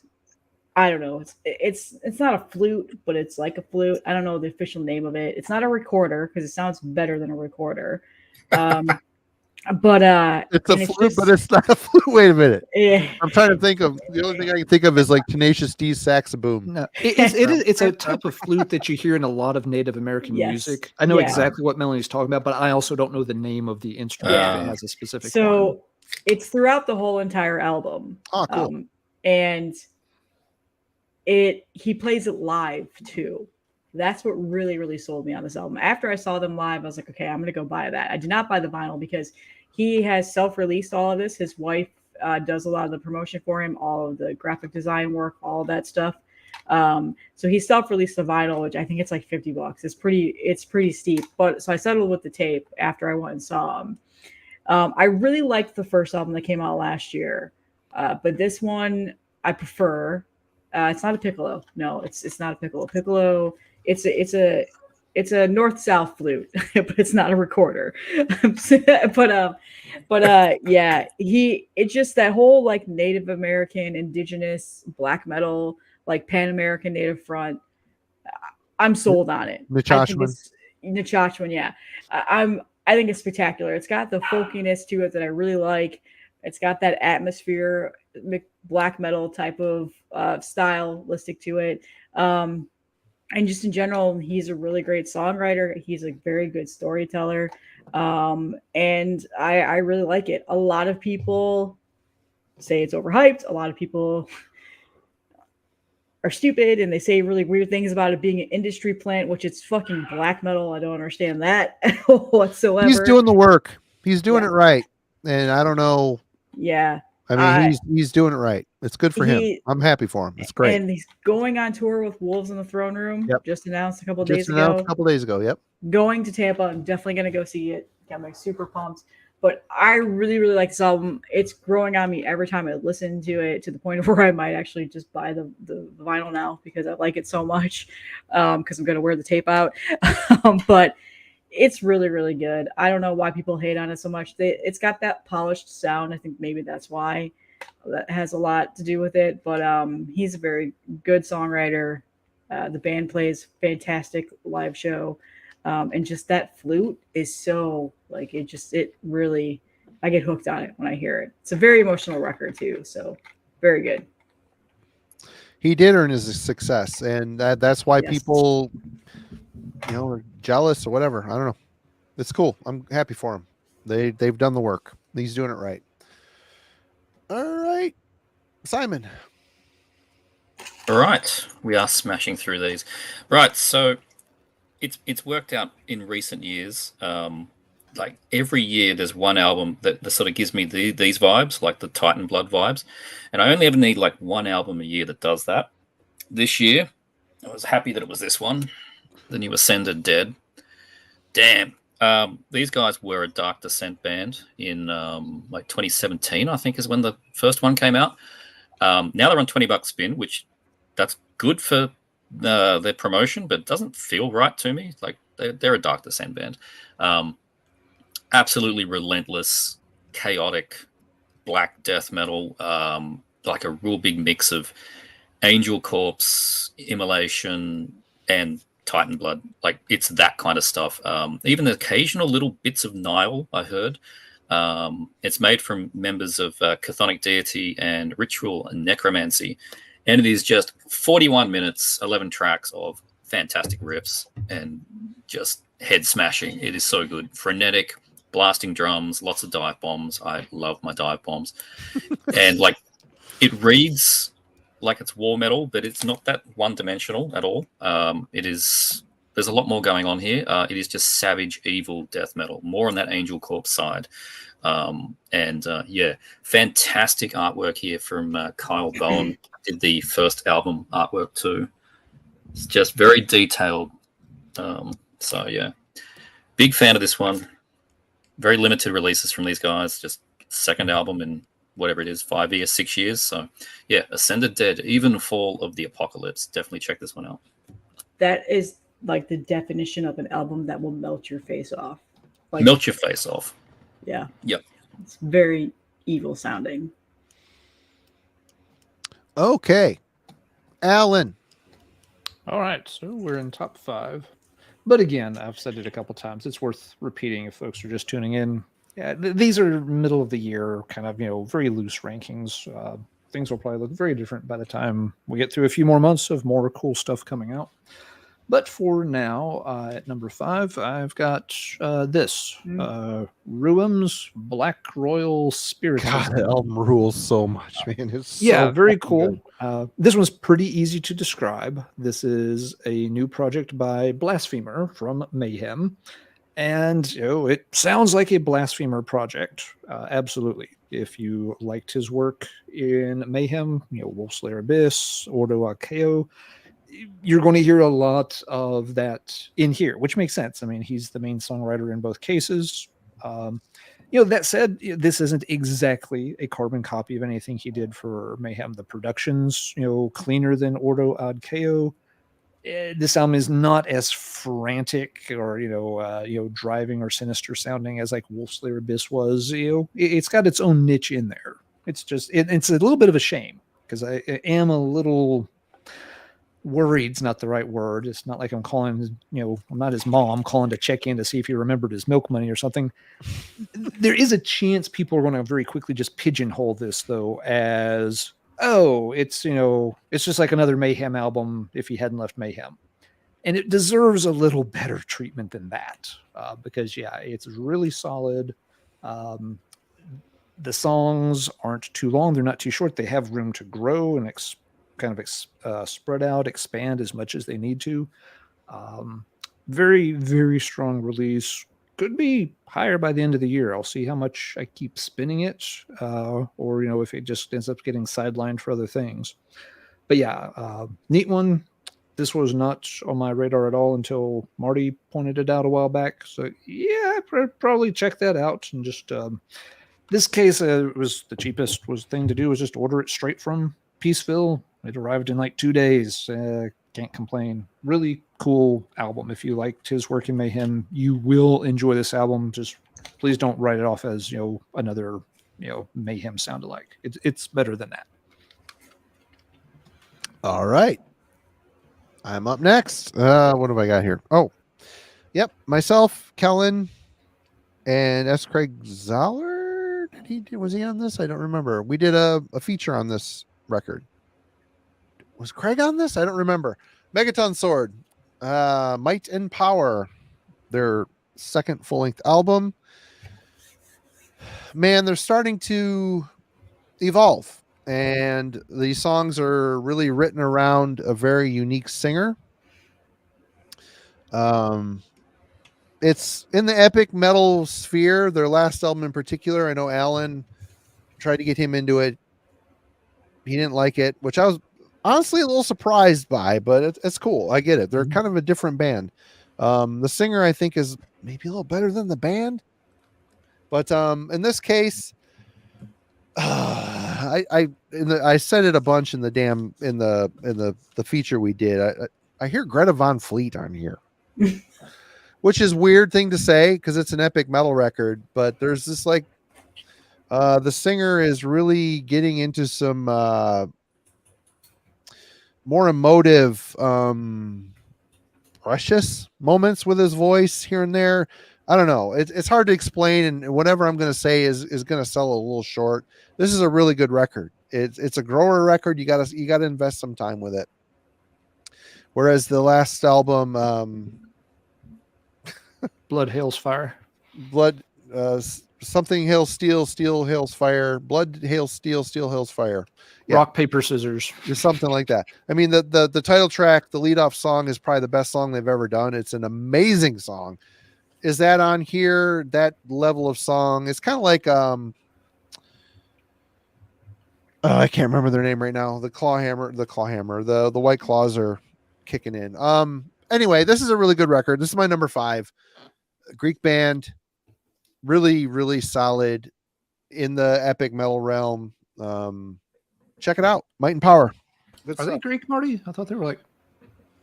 Oh, we've done this before. Where are they from? They could be. I could be wrong. Why is a Greek standing in my? I got it up here.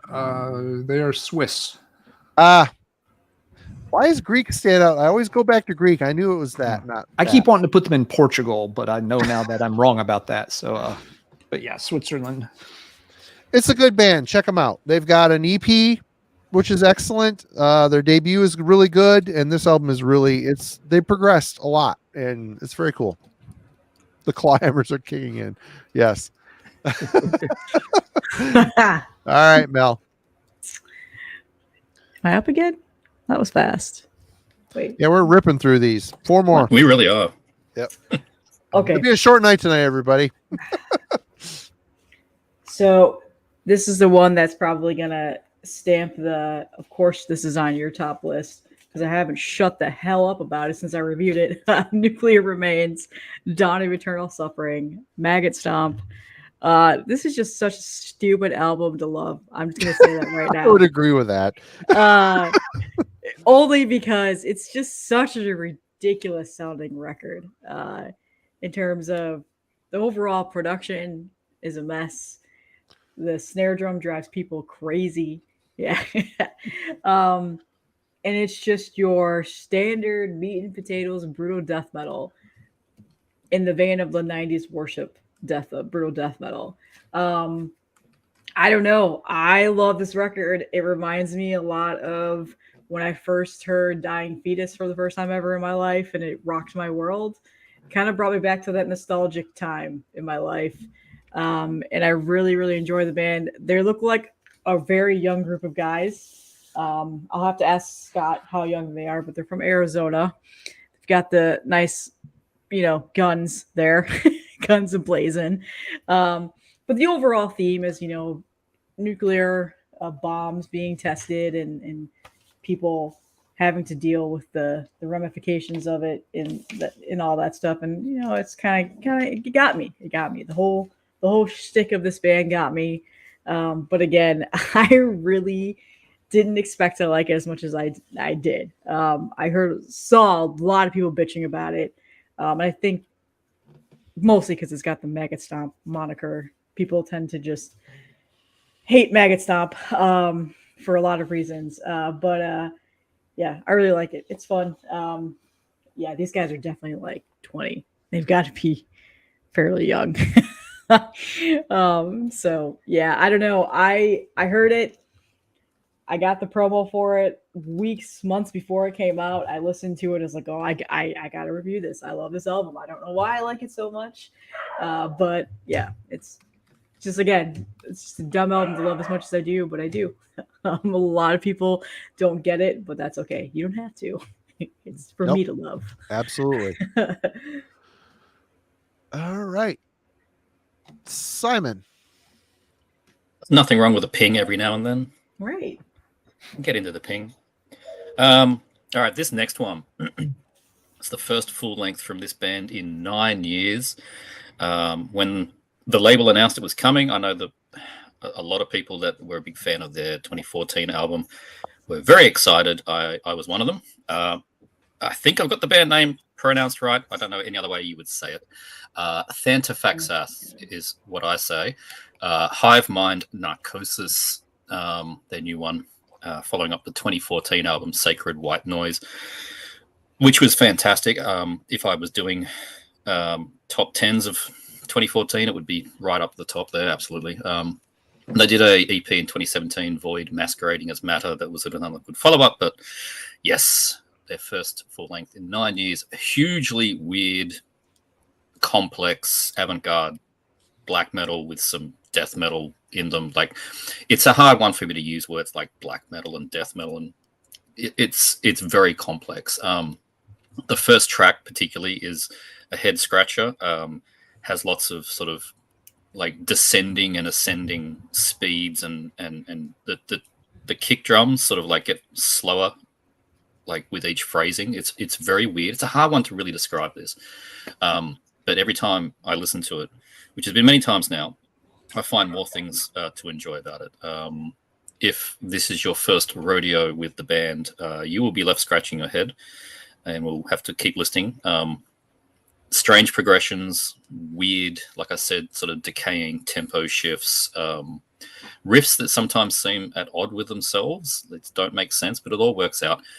Somewhere around, I don't know, the weird parts of Bluetooth Nord, maybe the first Rancy Pazuzu album. There's another Canadian band called Elisith, who have only been doing EPs rather than albums. As a reasonable comparison to them, Dodecahedron out of the Netherlands is probably the real closest, if you've heard them. But yeah, it's a weird one. It gets a little bit more straightforward after the very first track, but I don't want to set any false expectations. It's a strange album. It will get free jazzy at points. The best comparison is their previous album. So it's one of those ones. If you know Thantaffaxath, pick it up. It will make your list. If you don't know them, I don't know. If you're enjoying a bit more experimental stuff, check it out. If you just want meat and potatoes, you're not going to find it here. But Dark Descent Records, definitely one of my favorite bands on their roster. So check it out. Hive Mind Narcosis. Right on. Apparently, Kellen is reviewing that, so that's coming soon. Excellent. I'm not surprised. Not surprised. Ellen. Yep. Yeah, I've tried giving that a spin or two, but Simon's right. It is a kind of a tough nut to crack. I haven't gotten there yet. I may. You I have may to give not. it focus. You Yeah, can't oh, put it yeah. on the background. Yeah. Yeah, it's a dense one. So we'll see how it turns out. So not on my list tonight, but where are we at? We're at number 4. Now here's one that Simon, you recommended, and it's up here at number 4 so far. So I hope I'm not stealing something from higher up your list. Oh, you might be. I might be. I don't know. It's the new one from Ara, Swiss black metal project. The album's called Triad 3 Nyx. Didn't know anything about this band, but apparently they've done sort of a trilogy of albums. But Simon had reviewed this one. Sounded very interesting in the description, so I was like, "Yeah, I'll check that out." And just happened to stumble into it, for a good price, like the next week. So I picked it up, and I've really enjoyed this one. The band seems to do a very good job of sometimes with black metal, a song gets in a lane and just kind of stays there. These songs, have a little more ebb and flow to them. They're kind of good at, building to something and then backing it off a little bit and building up again while staying pretty intense the whole time. It's not like they just go fast, slow. Is that, they kind of know how to build to a climax, and they kind of know how, when, to let it off, just a little bit, to let you kind of catch your breath, set up, for the the next big moment that's going to happen.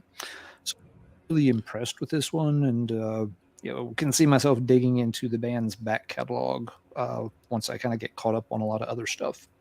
So cool. And like this one quite a bit. Simon, maybe Simon will have some more to say about it later. Maybe it didn't make his list. We'll find out as the night progresses. We'll find out. But a very cool project. I've enjoyed it a lot. A very, sometimes again, it's not easy these days to always do something in black metal that stands out or like really gets your attention. It's a lot of times it's like, okay, that's a Dark Throne clone. Okay, this band wants to be summoning, but they're not. Okay, next. This one's like, whoa, hold on a minute. That's pretty damn good. That they've got something happening there. So Ara, Triad 3 Nyx, some excellent black metal out of Switzerland. All right. Okay, number 4 for me. Majesties.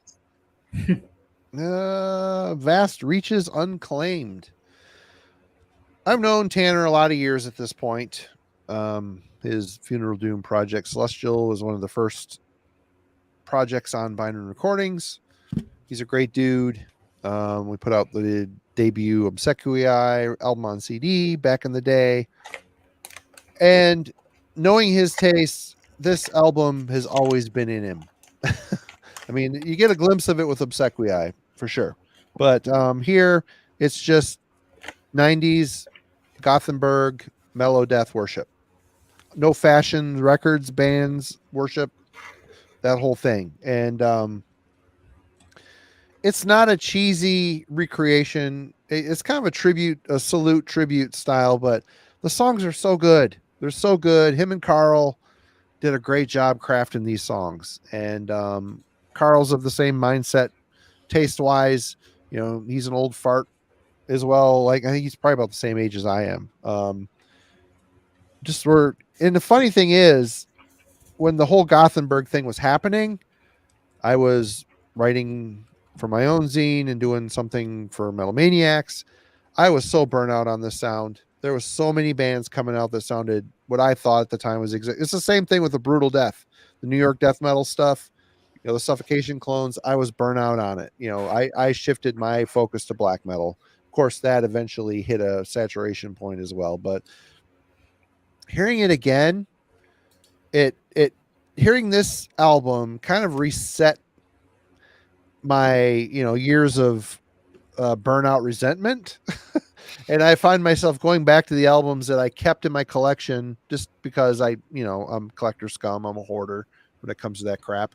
And listening to these records, I'm like, man, what was I thinking? I heard too much. I was burnt out. And hearing it again, this is a great reminder of how good this whole mid 90s era of Sweden, in other countries too, but mostly Sweden was the epicenter for, Gothenburg and Stockholm and stuff like that. But this is a fantastic record. They did a great job. It sounds great. The songs are really well done. If this came out in 94, 95, it would have made perfect sense. Or earlier. I mean, even earlier. It would have been a perfect fit. Great job. They did an awesome job. Mm-hmm. Absolutely. All right, Melanie. All right. We're at number 3. Yeah. Yeah. Wow. Yep. Okay. A band that I'd never heard of before. Didn't even know who they were. Second full length on Everlasting Spew, and this is Nothingness with Supraliminal. I think that's how you say it. I don't know. So yeah, this came out very beginning of the year. Never heard of them, but that album cover sold it for me. Saw it on Bandcamp, saw people talking about it on the old Twitter, and I checked it out, and was very, very surprised at how much I liked it, to the point of where I still listen to it all the time. It's very heavy. It's got that very heavy, at times feels like kind of a death grind album, but for the most part, it's death metal. It's got, a little bit of a blackened death metal sound to it as well. There's a lot of atmosphere, darkened, blackened atmosphere to it. But yeah, I mean, it's a fun listen. I was surprised at how much I liked it. It's definitely stuck with me. The band is from Minneapolis. It's their second full length, so I've never heard their first full length. I've never heard of this band before. But yeah, I mean, it's a really good album. The first song just pretty much really kicks you in the teeth as soon as you hear it. It's got that really like chunky low end type of bass to it, and the aggressive like stomping, almost like a stomping kind of song with like, it reminds me a little bit of Ascended Dead in terms of the vocal style, just for very slight moment there. But yeah, it is a really, really good album. And yeah, I mean, I don't really know what else to say. I was looking on here because I know there's some backing vocals I hear going on in a couple of the songs, and it says it's the guy from Suffering Hour. So maybe that's why that blackened sound is in there a little bit, because Suffering Hour is a fantastic band and you should listen to them. But again, I'd never heard of this band. So shout out to Everlasting Spew for getting this on my radar. It's a really good album. It's fun. And I think it's been one of the earlier releases that people have kind of forgotten about, but it's stuck with me the whole entire year. So I can't imagine this will get booted out of the number 3 spot. I've said since I heard, gotten it, that's been one of my favorite albums this year. It's a really good album. So thank you to Metal Twitter. Surprisingly, Tito from Everlasting Spew did not send this to me before it came out. He's very good about sending out things and trying to get you to listen to those things. But yeah, it is a really good album. I check it out. I think it's one of those underrated albums. I know Wade knows about it because Wade's on Twitter, so he gets I've seen him comment and talk about it out there. It's a good album. You should check it out. Like I said, it's got a little bit of that grindy kind of sound here and there, but it's a good death metal album. Yeah, the first album's good. I've got that one. I haven't heard the new one. They just reissued it on vinyl too, and I saw that Meteor Gem has a copy of it because it keeps selling out. So I probably will pick it up when I am in the mood for more Nothingness. This album cover though, like, yeah, it's good cover. It's a mess. Yeah. So I do have like vomit. Yeah. Yeah. The guys are really nice. I ordered it directly from them because Everlasting Spew is really tough to get stuff because it's really expensive. They're out in Italy, and it takes a while for the distros here to get them. But they had these up on their Bandcamp, so I bought it, and they wrote me a really nice letter. They recognized my name, so I'm assuming they just know me from they've seen my YouTube. Wrote me really nice. They're like, "Oh my god, like thank you so much for buying this and talking about it." So yeah, but I do have the vinyl on pre-order. I'm really excited to get it because I do listen to this a lot. I listened to it again today. This is pretty much my following up of Off-Ski, where I start off sad in the day, and then this pumps me up to actually get the will to want to work and go for it. It's been like my 1-2 punch. Pay for all of our habits. Yeah. Yeah. Yeah. Time to make the cookies. All right. This is the Red Bull that follows up the sad cup of coffee. Yes. Yep. There you go. Simon, number 3. 3. And in what will not be the last time that Alan takes my glory today. Ruum, Black Royal Spiritism, everything that Alan said. Okay, we're done. No, I can probably say some stuff. It's definitely the best album that Mayhem didn't write, and you can see where the brains really are with that band. Absolutely. I was going to say the same damn thing. Yep. Yeah, pretty much. So yes, this is Rune Eriksson, or Blasphemer, doing his Wolf Slayer Abyss to auto add KO type material. I think it's just a mix of all those things. I mean, I was completely surprised by this. I didn't know it was coming. I saw the cover on a distro and just thought that logo is cool. Checked it out, worked out who it was. And I'm glad I did, because if this had lots of promotion that I happened to have seen and it was marketed as ex-Mayhem guitarist, I would just expect it would be overly polished, black and roll, and I'd yawn through it. But it is anything but that. This is better than Mayhem's Demon or Esoteric Warfare by miles. Rune does everything on this except the drums. Some new kid's doing the drums. He does a really good job. It's what you expect from those 2000s era Mayhem albums. Mix of languages too. There's some Portuguese. There's one Norwegian track. Does the cover of Fall of Seraphs and gets what's his name, Prescriptor, ex Absu on vocals. I thought it was a really good cover, and I'm surprised I've got it this high on the list, but it is an excellent album. So yeah, out on Peaceful, so easy one to get. Don't have to go hunting for this one.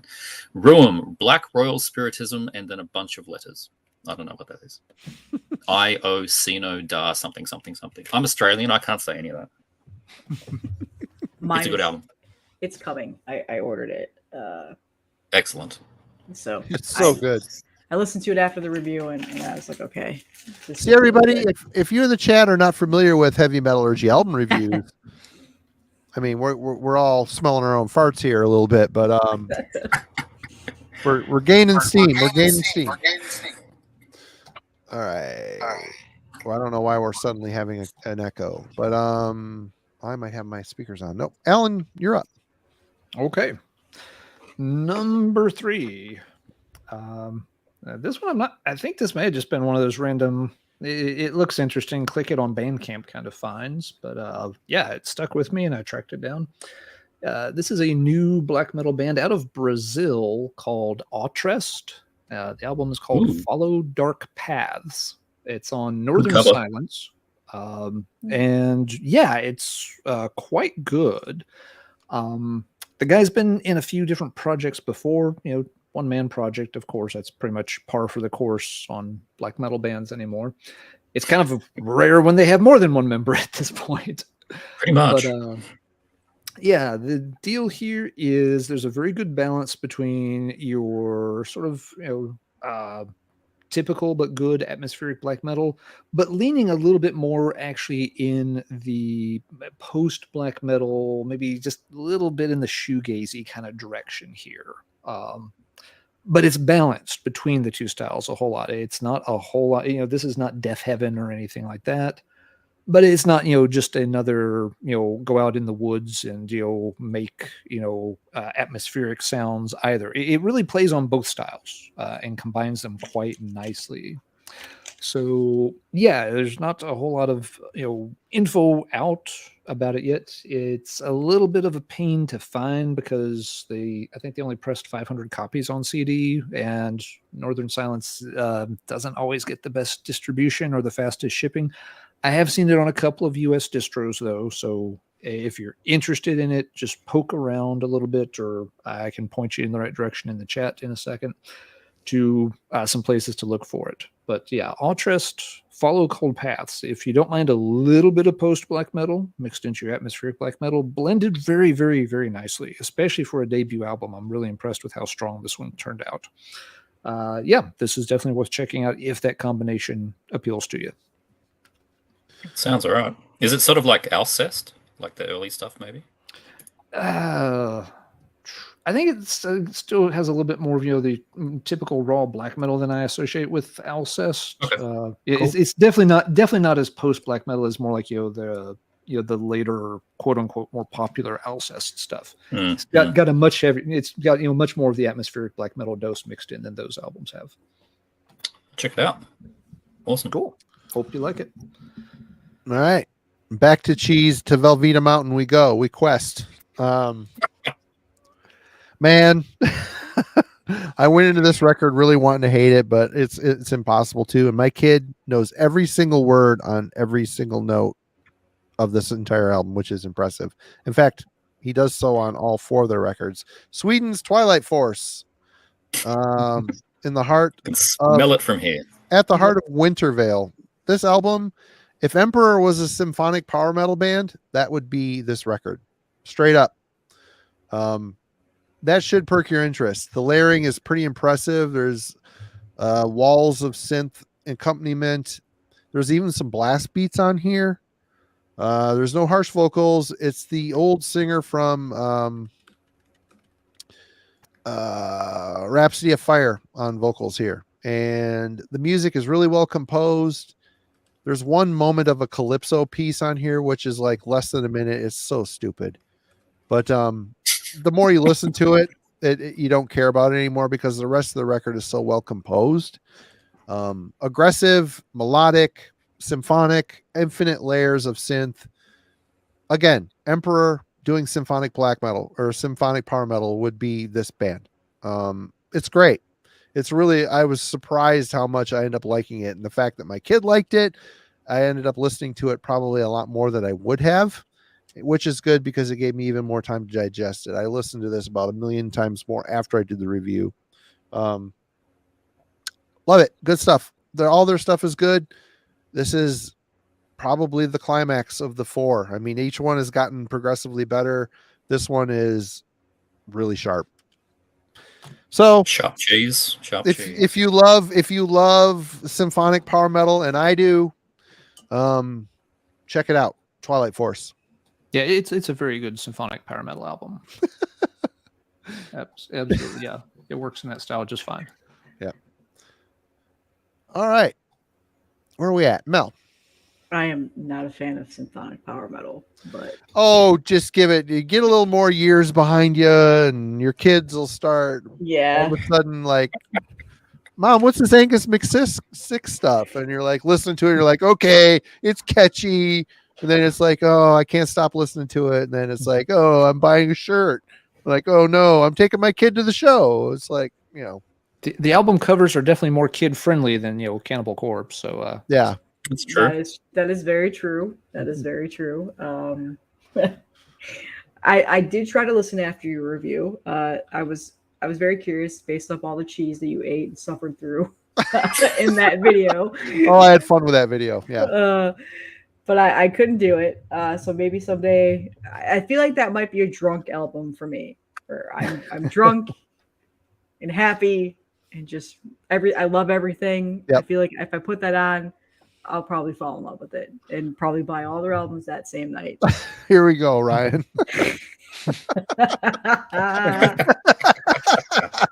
And all the fanboys start hurling garbage at her. Wait a minute, this sucks. Yeah.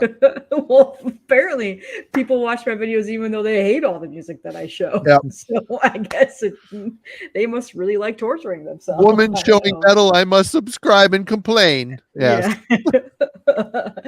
All right. My number 2 has probably going to be my number 2 for the rest of the year. I don't know that anything will topple it. This was hard not to put. It was my number 1. And this is I Have Astriferous at number 2. Oh. Good choice. So Jason Barnett is the artist. He does a lot of great album artwork. Most notably, Mall was his latest one that he did. The Mall album last year. He's a very good, like, surrealist type of illustrator. I love this album artwork. I joked that I would get it tattooed. I think I'd actually get it tattooed. I am one of those people where when I fall in love with the label, I tend to buy mostly everything that they put out. Sure. It's old school style. Yeah, Yep. and MSUO is by far one of my favorite labels. Jesus is a great guy. I wish Uh, Chanel was here right now to tell us how to pronounce it. Sorry. he's blacklisted Clawhammer's kicking too, in. so he's blacklisted too, which is Yeah. just anyway. He does a lot of nice attention to detail in terms of his pressings, which I've always enjoyed. But he just finds fantastic music to put out. A lot of very good underground releases that I've gotten over the years. And when I saw that this was announced, I knew it was going to sell out immediately, which it did, because that's how his releases are these days. And it was one of those albums where I listened to it, and as soon as I heard it, I was like, "Yep, this is the type of death metal that I love." It's got that two mold / demolic kind of blend of cavernous to it. It's got very dissonant kind of, like you're really just being tortured almost with how cavernous and dissonance it has. My only complaint is that it's only like 35 minutes long. So it's a fairly short full length album. But even like the intro track and the little acoustic padding in the middle, I love. I don't think that it's out of place on here. And That's good. they do it really well. It's not groundbreaking. They're not doing anything that's different by any means, but they do a good job of blending what has already been put out there. But yeah, it's a great album. I guess my friend Eric Quill on Twitter says it's a special album. I agree. It's a special album. I think it's a very good album. I think it's definitely worth the high praise that it's been getting. And I had never heard this band until this year. I know there's another album out there which I need to listen to. But yeah, it's great. The black version is still available, which is what I have. So if you go to MSUO's site and you see the color sold out, get the black. It's definitely warranted a listen, and I cannot wait for this band to release more music. It reminds me a lot of they got their own sound, but every once in a while there's a little bit of a demolic kind of guitar tone in there that sounds that kind of just like sucks me in a little bit. But yeah. Great album, and I just love the Hypocrisy shirt that guy has on. Classic. Yep. Because Hypocrisy, yeah, we should do a deep dive of Hypocrisy sometime. That'd be fun. That'd be fun. Yeah, I would would be good. down for that. Yeah, so yeah, great album. My God, I love that. Check out Jason Barnett. He's a fantastic artist. I love his artwork. He does a lot of great stuff. Someone also mentioned in the chat just moments ago, over here, McIrish, would love a drunken album list. Sounds like a good time. That would be fun. Yeah. Fun. Okay. A lot of black thrash in that one. No, I was just gonna say a lot of thrash in that one. I tend to go right towards thrash when I've been drinking. Yep. All right, Simon. Now wait, are we just gonna name albums that we play when we get drunk, or are we all actually going to get drunk and start playing albums? Why not both? I mean, if we're going to do it, let's do it right. It sounds like that's you have a plan already lined up for the chameleon dive. That's going to be more of a sad black coffee kind of dive rather than a drunken vibe. I might need to be drunk to get through it, but we'll be drinking. Yeah, put a little Carol Ann's or Bailey's in that coffee. Anyway, Simon, I'm going to go use a little potty room. I'll be right back. You do that. Yes, another one that Alan has ruined for me. But anyway, it's amazing. So this is Ara. I'm sorry. Yes. No, it's all good. I'm only kidding. It's Triad 3 and Nyx NYX. Yeah, these guys, Swiss 3-piece black metal band from 2018, and have just been belting things out every year and not dropping any bombs. Everything is excellent. This is the third part in the trilogy. Part 2, I'm pretty sure that was last year. If not, it was the year before, but it made the top of my list of that year. Mm-hmm. I still think part 2 is slightly ahead of 3, so take that under advisement, Alan. I think you're going to really like the second one. But this is an excellent album. That's why it's at number 2. I don't think it's going to shift. Very modern and clean sounding black metal, but it's incredibly visceral in its execution. The vocalists are screeched higher than Danny Filth, and you wouldn't have thought that possible. But it's glass shattering stuff. Thankfully, it's back in the mix. It works really well. It sounds very, very upsetting. it's mostly fast and blasty, very furious trem riffs, just bursting with energy. This is a cool slipcover edition. You can see it comes out, which is nice.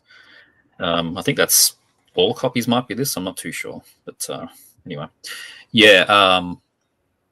All the tracks. This is what I really like, and I think Alan touched on it. Is that all the tracks will take a bit of a breather somewhere in there, and then come back with a big sort of thunderous return. Pretty much every track they do on the previous album. It's just what Ara do. It works. It's very good. Layered, emotional stuff. There's piano. There's flourishes. All kinds of things. What I really like is the drum style. He plays drums like Trim from Emperor. It's very splashy in the cymbals. Lots of just splash, splash, splash. It's really, really nice. The whole trilogy is excellent. Their first 2 albums are excellent, but they're getting better all the time. So Ara from Switzerland with Triad 3 Nix on Debima Morty. Definitely worth checking out. Yeah. And yeah, regarding the vocals, Simon, just so it doesn't scare anybody off of it, they don't irritate, if someone might hear that and think, oh, I don't like that. They really don't detract whatsoever. It's not that it's not a nails on chalkboard overdone kind of not at all whatsoever. It fits in just fine. Yep. Yeah, it's well-rounded album. Everything they do, I don't know how they managed to churn them out so quickly and be so exceptional. But yeah, very happy I found that band. I am also happy you found that band because now I found that band. Indeed. Go check out my review. Heavy Metallurgy Elden review series saves the day again. All right, Alan. All right, we're on number 2. Got time for one more power metal outing here. Number 2, one of the things I reviewed earlier in the year. I gotta get this record. It's really good. It's so good. It is really good. Most folks, who are the least bit interested in this style of metal will know this band. They're from Florida. They've had a couple of great vocalists. Currently, they've got Tommy Karavik from. He does a lot of things with his hands. Have you seen the promos for the new Anger? Right there, man. It's a power metal thing. They got to, if they're not holding a giant fake cheese sword, they got to be pointing their fingers or hands at you somehow. Yes. Yeah, it's just a thing. It's like a corpse paint for black metal. It's jazz hands for power metal.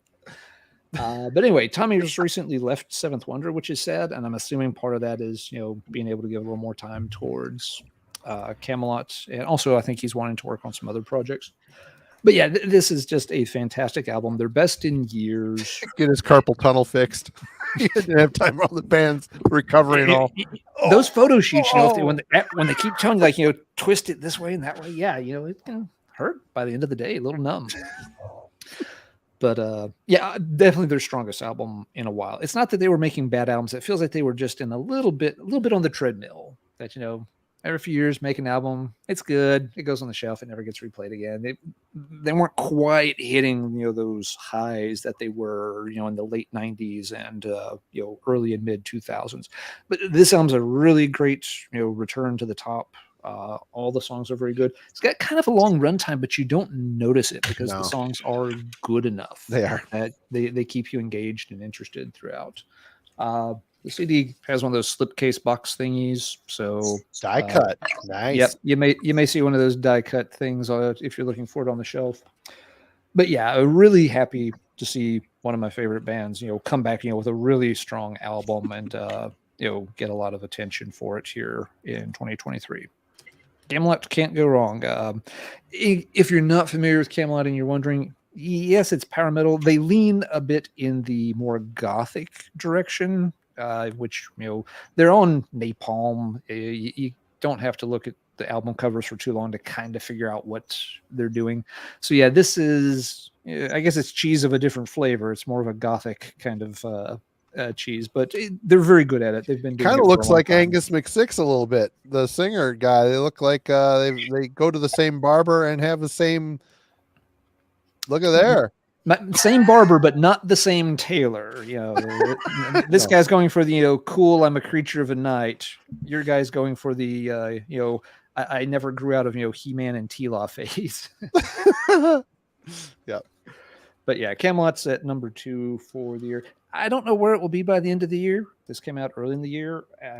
as we've seen, there's a lot of good black and death metal stuff out this year. So, but I think Camelot, really does still deserve a slot way up the list, at least for now. All right, Marty, number All 2 right. for you, sir. Well, man, I've struggled back and forth on what's the first, what's the second, and Ruin is my number 2. What everybody has already said about this record, it didn't make Melanie's list. She did not show this one, but most of our list. She said she's got it ordered though. I got it ordered. I didn't listen to it until I watched the review. So. And I did not hear shit about this project at all. Yeah. It was one day I was flipping through YouTube and I watch off and on I'm subscribed to a bunch of people, and someone interviewed him. And I'm just like, really? It's a thing? I didn't realize he had a new project out. So thankfully it was out. So I jumped over and spun it. I'm like, holy crap. And Blasphemer, when Wolf Slayer Abyss came out, I liked it a lot, but it would just seem like a weird replacement for Euronymous. Blasphemer was far more creative, abstract, avant-garde in his playing style. It was just weird. And it took me a long time to appreciate what he was doing. Wolf Slayer Abyss, obviously, it's like a feral shot of adrenaline, aggression. Oh my god, what's the name of the war one? Grand Declaration. Grand Declaration of War. I hated that record when it came out. Hated it. And now whenever I grab Mayhem, that's the one I grab. It's like one of those records that, Zahler and Wagner from Maniacs are like, dude, you got to check this out. This is amazing. I'm like, this is crap. It's garbage. It's great. But now it's over the years, I'm like, this is the one I want to listen. This and Ordo Ad Chaos, which this record to me is the spiritually connected to Wolf Slayer Abyss and Ordo Ad Chaos, but it's got its own refined. It's like evolved beyond both of those styles. And Simon is correct. Runa Eriksson has done all the stuff on here other than the drums, and Proscriptor McGovern from Absu on Fall of Seraphs, which, as I stated in the review, didn't even need to be on here. It didn't. I mean, but it fits, which is funny because it's a Mayhem track. Obviously, he wrote it. It's on here. It works with the context of the record. But if it wasn't on here, I wouldn't miss it. I another song or even shortened a song. The songs on here are really good. It's like all the eras of Blasphemer, but the songwriting has gotten so much better. He keeps the weirdness under control, but it's unique enough you can tell it's him. It sounds, Simon is exactly right. It's the best Mayhem record that Mayhem never wrote. It just is. And Tellock and the other guy, I mean, they're fine. It's fine. But I haven't bought those records because I kind of stopped caring about Mayhem. I just did. Runa was kind of the spirit of this band moving. He took it and he took black metal into different places. I mean, even if you listen to R Noir, there's some weird, cool, quirky stuff in that as well. He's just a very adventurous, interesting, unique avant-garde guitar player. But here he walked the line perfectly. It's avant-garde, but the songs are memorable. The songs, they're so interesting. I keep coming back to this record. I can't stop listening. It's great. And depending on my mood, it should be number 1, but this week it's not. We'll see at the end of the year. But right now, that Room record, again, what's it called? Black Royal Spiritism. Io Signo da something. Bunch of letters. But cheers. Great record. Awesome. And we're back to Melanie for her number 1 so far at the halfway point. Subject to change. It had to be none other than Metallica. You're kidding. You're so full of shit. You're so full of I couldn't even keep a straight face. I planned on talking about it for like 2 minutes before I said, no, fuck that. It's really not this album. No, this is not a surprise to anybody that knows me. It's Count Decapitation Terracite. I kind of was like, what the fuck are these guys doing? because it's got that A Bug's Life kind of feel to it, including the back. But this That's is fucking funny. Wes Bedenscotter is their main artist. He's done a lot of their albums. And there's even a statue of this. Apparently, he makes statues of all the artwork that he does. So I Wow. would be interested to see that. I think he gives into the band when he makes it. But and then they updated their logo. Gruesome Graphics did an updated logo of Cow Decapitation. So shout out to him. Give him some credit here. But I was admittedly not excited about this album because this is one of those bands that's been around for a long time. They've pumped out a lot of albums. It's been hard to top some of their last few albums. Death Atlas was killer. That was Yeah. the album that made me say, okay, I think I like Cattle Decapitation. That record ruled. Yeah. This album is light years ahead of Death Atlas. And I think it's light years ahead of Pathrosine. I can never see that album. It's very well written, and I think that they're really honing in on the edge that this band has. But most notably, Travis Ryan's vocals. He doesn't have one vocal style on his music. If you're familiar with Cattle Decapitation, he's got the death growl, and he's got the kind of strange like high pitched singing that he does, and then he's got the grind vocals, and he goes all over the place with that. And here he hones in on some brutal death metal style vocals, some black metal even style vocals, some doom, like very funeral doomy kind of tones. Like his vocal delivery on this album is 10 out of 10. The guy he's nuts, and he does it live too.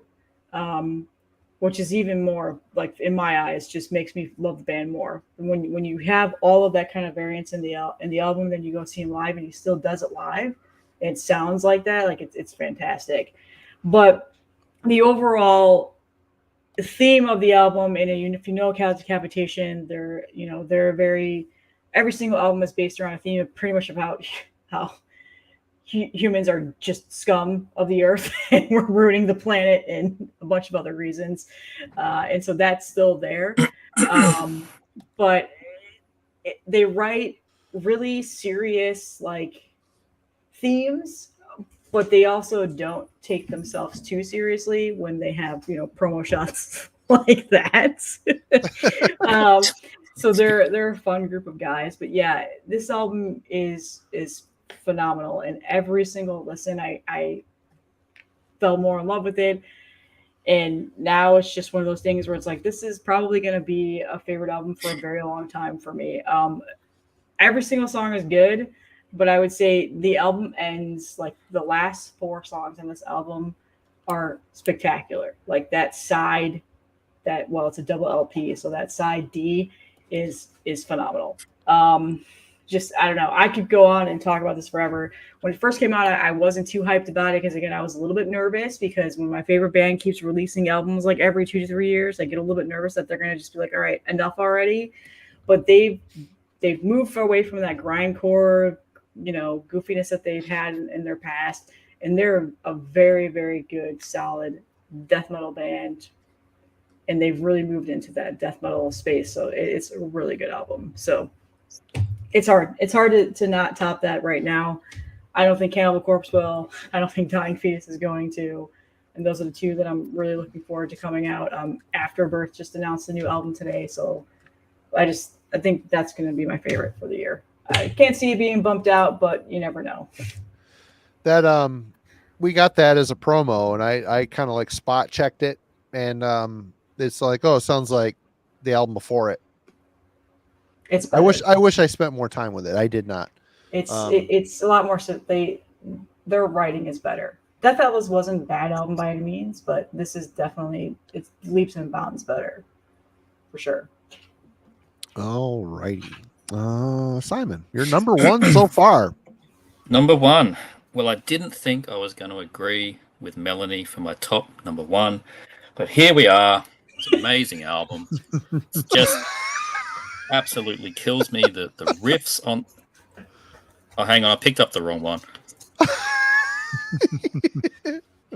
I was planning that for a while. I see that. There's great. some thought behind that. Yeah. Yeah. Anyway, I did a review on Heavy Metallurgy for this one. I have been playing this weekly. This ever Heavy since. Metallurgy place, it sounds like a good I don't place know. to go for up to the minute reviews. I don't know. I don't know what you guys think, but Put the scroller back down the bottom. Make it blink. I wish. Anyway, my number one is going to be pretty hard to top this for me. This is Haxanu Toten Pass. Go check out the full-length review I did. I was pretty happy with how that one came out. This is one of the newer Alex Poole projects. He is in 500 bands. He's in Guardgaster, Ringgear, Chaos Moon, a horde of other bands.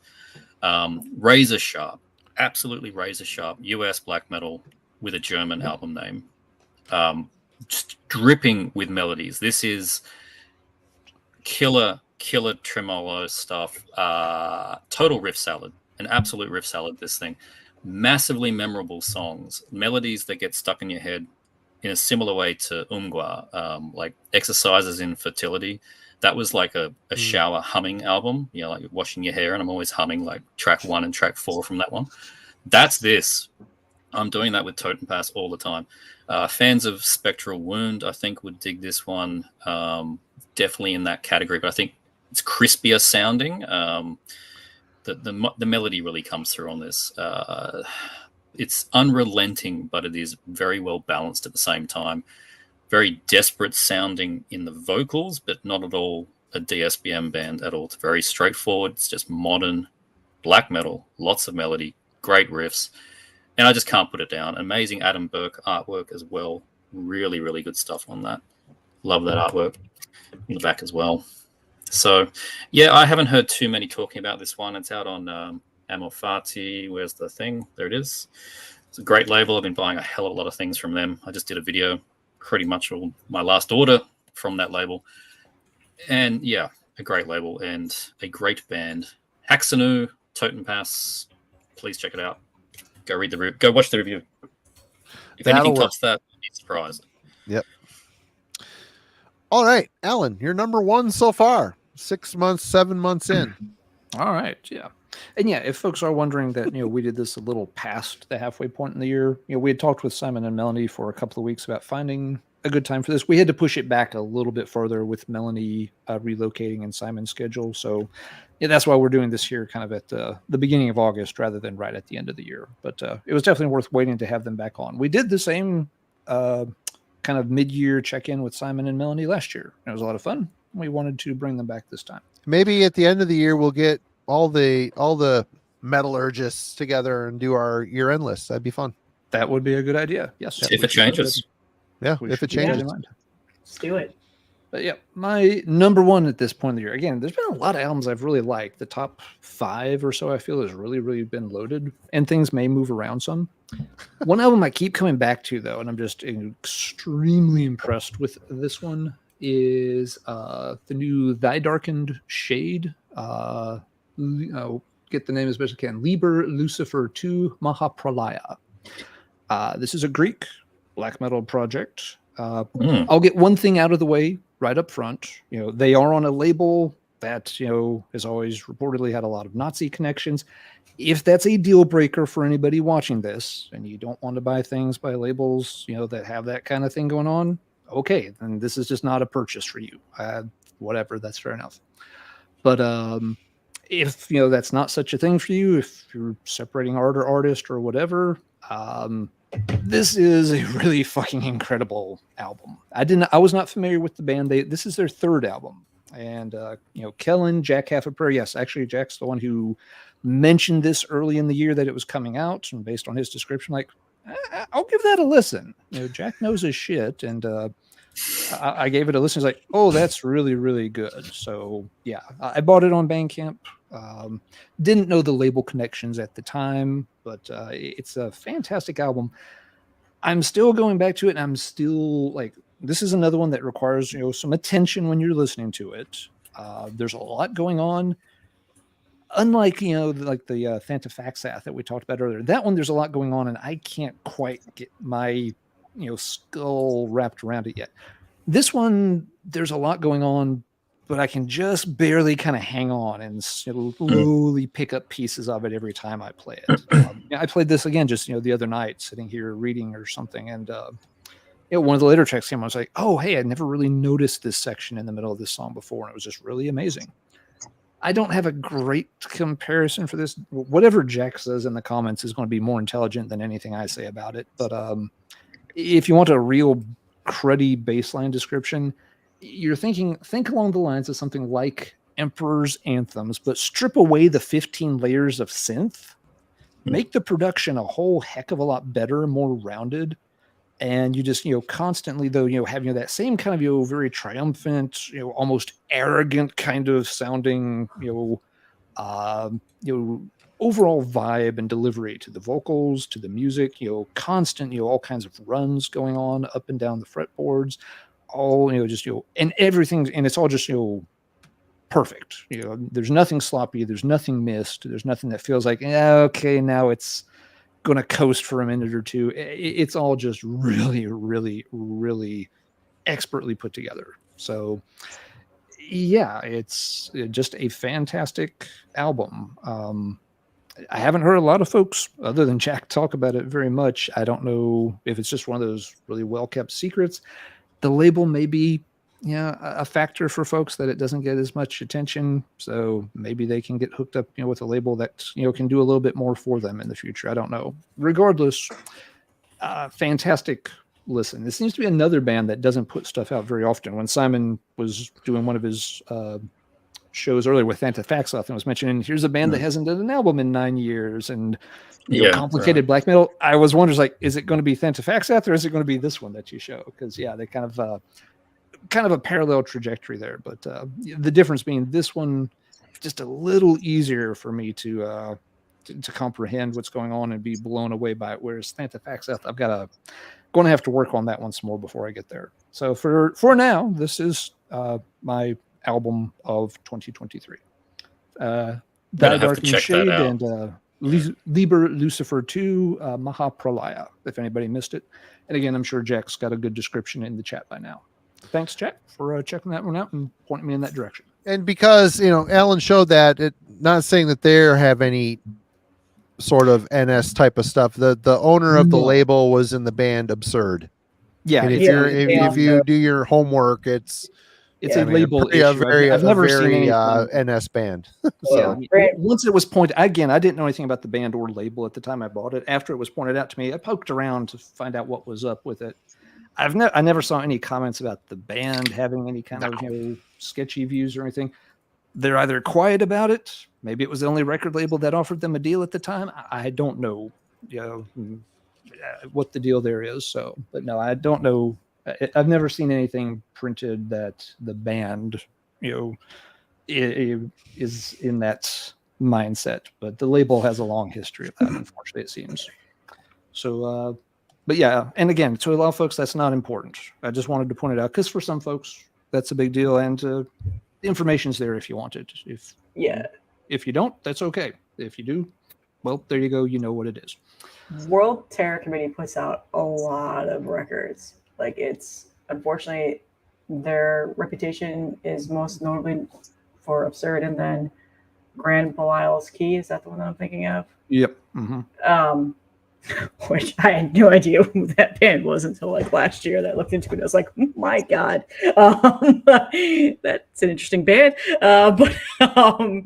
Yeah, but Stargeist has been on there. A lot of Abigor's current label, I think. Abigor, yeah. Yep, a lot of nowadays. really, really good black metal that's you just can't avoid because it's just that good. So, well, I'm gonna be checking that one out, Alan. I mean, if it's Abigor-ish and Nightbringer-ish, then I'm likely to like it. So, yeah, thanks for showing. It's a fantastic album. I just wanted to make sure because I'm not judging at all, but I know some folks are touchy about the labels they buy from. So you folks have the information and can do with it as they wish. But I think it's an incredible album, regardless of what label it got released on. So there we go. Marty, I think I know what you've got at the top of your list, but let's make it official. Yep. Kel and I did a dive on this album couple weeks ago, Sacred Outcries, Towers of Gold. Man, this record, and Alan is right. The middle section really kind of drags, and when you first get into this record, it starts off amazing, ends with a lot of, you know, speed metal type riffing that kind of harkens back to Lost Horizon. I mean, and then you put Daniel Hyman on vocals. I'm sure that's not how you say his name. He's a Swedish guy. It looks like Hyman, but you want it to be Awakening the World Part 2, and this album is not that. It's the middle part of the album really kind of reveals itself the more you spin the record, and the more you become accustomed to it and used to it. The middle of the record starts to make more and more sense. It is a concept record. It's a journey going out on this massive adventure. They're on the open sea, lost for a while. So the music fits the concept. Not that you need the words to enjoy this record, nor need to know the concept. Even the middle part of the record where things are kind of loping along, it reveals itself. The music is so well written. This is like high-minded power metal. It's so good. The record is really, really good. And then you put one of the best singers in power metal on it. It's just his vocals. He goes to these super high levels and then he harmonizes with it. It's crazy how he layers his vocals on this record. You know, if you're not into power metal, I get it. I get it. It's a level of cheese. I don't think it's cheese. I think it's quite talented, to be quite honest. But you know, I used to be that guy too. This cheesy crap or whatever. You know, I was into, you know, bedroom black metal and, you know, old school death metal growing up, and this is just so advanced, well written. It's hard not to be at the top of my list. It's a power metal record, but there's so much emotion and layer and the concept, and it all plays together. I'm not into power metal. I mean, I get it, but it's one of those things. It's like, you know, fine wine. It takes time to age, and as you get older, you might start liking it. Who knows? But I do like it, and I'm not afraid to show it. I'm not ashamed of it. I think it's great. If it makes me feel good, if it brings out the air guitar on occasion, cool. This is a fantastic record. It's a very high-minded, well-written, excellently composed with one of the best singers. The only other guy that's probably better than him is Kiska. As far as the soaring operatic type of singer, and in fact, Daniel has done a project. I can't remember the name of it. I saw it online where he actually sings with Kiska on one of the songs. It's like one guy composing like a power metal symphony and employs a bunch of power metal singers, kind of like Avantasia. But this record rules, man. It's so good. And I had to get it from Greece. I got it from the band on their Bandcamp page. One thing, if you're a vinyl person, they only put it on a 1 LP. They only pressed it on one record. So they cut off part of, I think it was A Sweet Wine of Betrayal, which is one of the best songs on the album. They cut off part of that to make it fit on one record. So if you have to have the vinyl, do know that it's not the full album. You're missing part of a song, a very awesome song. So either download the digital files or buy the CD of it. It should have been on a 2 LP set to make it complete for the vinyl enthusiasts. But just know, if you just buy vinyl, which I get that, I respect that, you're missing out on a very cool song. But this album is amazing. And if you like Lost Horizon, I would highly recommend Sacred Outcry. Even their first album, can't remember the name of it off the top of my head. It doesn't have Daniel singing on it, but it is just as good. But this is way better. It's a perfectly constructed, awesome album. And I do want to end with one thing. That was my number one, and I'm the last guy here. I want to say the best reissues of the year go to Nuclear War Now, putting in conjunction with Full Moon Productions and doing an awesome awesome proper reissue of Again Shall Be and The Dawn of the Dying Sun by Norway's Hades. Like the first press of this record, it has the Alone Walking demo on Again Shall Be, and the original pressing of this album came out on Full Moon Productions, and the mastering of it was all jacked up. It cuts to one channel, it cuts to the other channel. It sounds like absolute crap. This album, they fixed it. It sounds amazing. Both of these records sound amazing. They're both gatefold. They're both 2 LP sets. Reissues of the year. They're a little pricey, but they are worth. This is one of the unsung heroes of the Norwegian black metal scene, as far as I'm concerned. Yep. Both of these albums are fantastic, especially the debut. This is amazing. Great record. So yeah, go over and give Yosuke a little bit of love with the Hades reissues. I'm sure there's still he's still got them. Pat over at Ground Zero Salem also has them. If anybody's playing, he does. Oh, him. Cool. Well, he's got at least one of them. I don't know if he has both, but he did have at least one when I checked a day or two ago. Yep. I'm gonna be in Dallas on Monday for work, and Austin's about 3 hours from there. And I so badly want to just rent a car and go down there to his record store. Oh, dude, you should do it. He just sold. I think he sold a first pressing of Bathory with the yellow. Yeah, yellow goat. Yeah, he's got a lot of gems like that in his store that he doesn't sell in. They're not online, so you need to go to the store. You should go. You should go. I know. It's so. And after tempting. work, what the hell else you gonna do? You're gonna sit in your ass in a hotel room. Yeah, eat pizza and watch. Oh, you've got to go. Do a video there. I know. I should. Could stop. Take a large credit card. Could stop at the Trump Burger on the way. Yep. But yeah, I mean that's it. That's our halfway point albums of the year so far, and this is going to be subject to change. We will revisit this topic probably in December, maybe January. We'll see where we land. Yep. So one question as we start to wrap up: are there any things yet to come out this year that y'all are waiting on? Releases that we can't hear yet, or we mentioned Incantation. That you just gotten the promo for that very recently.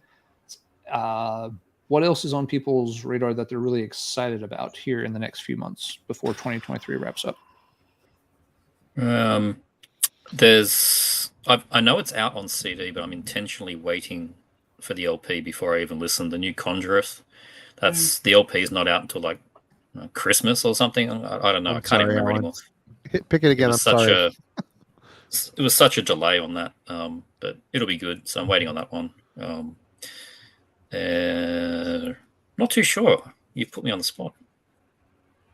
Sorry. Anybody else got anything in mind?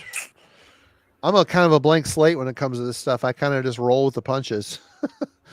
Go ahead. I have 3 pre-orders, and that's pretty much what I base it off of: is Dying Fetus, Cannibal Corpse, and now Afterbirth, because they announced their new album today. Wow. Okay. Another album, their last album we covered on Heavy Metallurgy's Wednesday Album Club. Check out Afterbirth. I will say the new Panopticon will be dropping by the end of the year. Oh, and Jesus Christ. the rhyme, I think we're going to announce the pre-orders in a week or two. So Rhyme of Memory, it's pretty killer. Okay. One I'm interested to hear is, and I think it comes out maybe at the end of this month, is the new Blut aus Nord. That is in the works. Of course. Yep. Horrendous is supposed to have something out, I think, in September. Actually, I think Matt from the Dark Path is going to be joining the list of Heavy Metallurgy people that are going to be doing reviews. I think that will be his debut review as the new Horrendous. Yep, he's called dibs on that one, and he will do an excellent job on that. Mm-hmm. And now this one is not official whatsoever, but there have been some rumblings that Wasp may have a new one out by the end of the year, or now that could easily spill over into early next year. But they apparently do have a lot of material. I just don't know if it's been worked into album form just yet. And the same is actually true. John Oliva has been working on a lot of Sabotage material this year. He wants to put out one more album and do one last tour, and then basically that be the farewell tour. He though has been saying it will probably be early, like spring 2024, before the Sabotage album would get released. So just a few other things that, to keep an eye out for. There always tends to be a lot of good releases that hit around like September, heading into fall of the year. So Glenn, I just want to say, hope of a new Pan album. I've heard bits and pieces.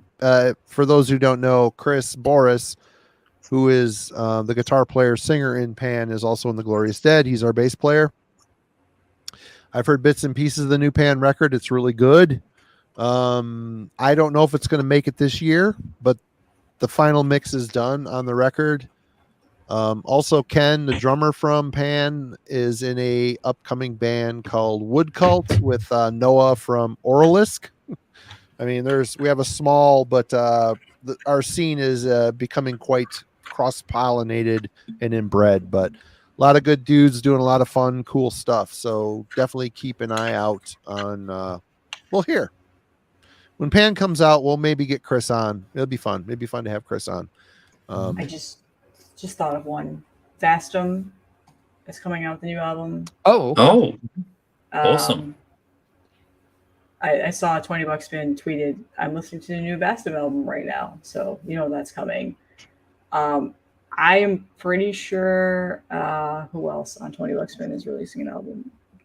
I feel like Tomb Mold might surprise us. It's been a while.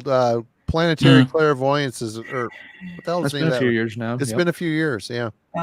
There was one more that they teased, but I think they said it was going to be next year, early next year or so. It might have been Witch Vomit. I don't know, but Vastum I know for sure. Yeah, and then Deicide. There's rumors of Deicide coming out with the new album this year. It's done. I've seen Glenn Benton say in interviews that it's finished. I don't know if that means it's coming out this year or it might be next year. Who knows? Mm-hmm. I don't know how I feel about that though. We'll see. Wasp, I heard something about Blackie having health issues and had to cancel the tour. So someone mentioned that in the chat. Time is a cruel mistress.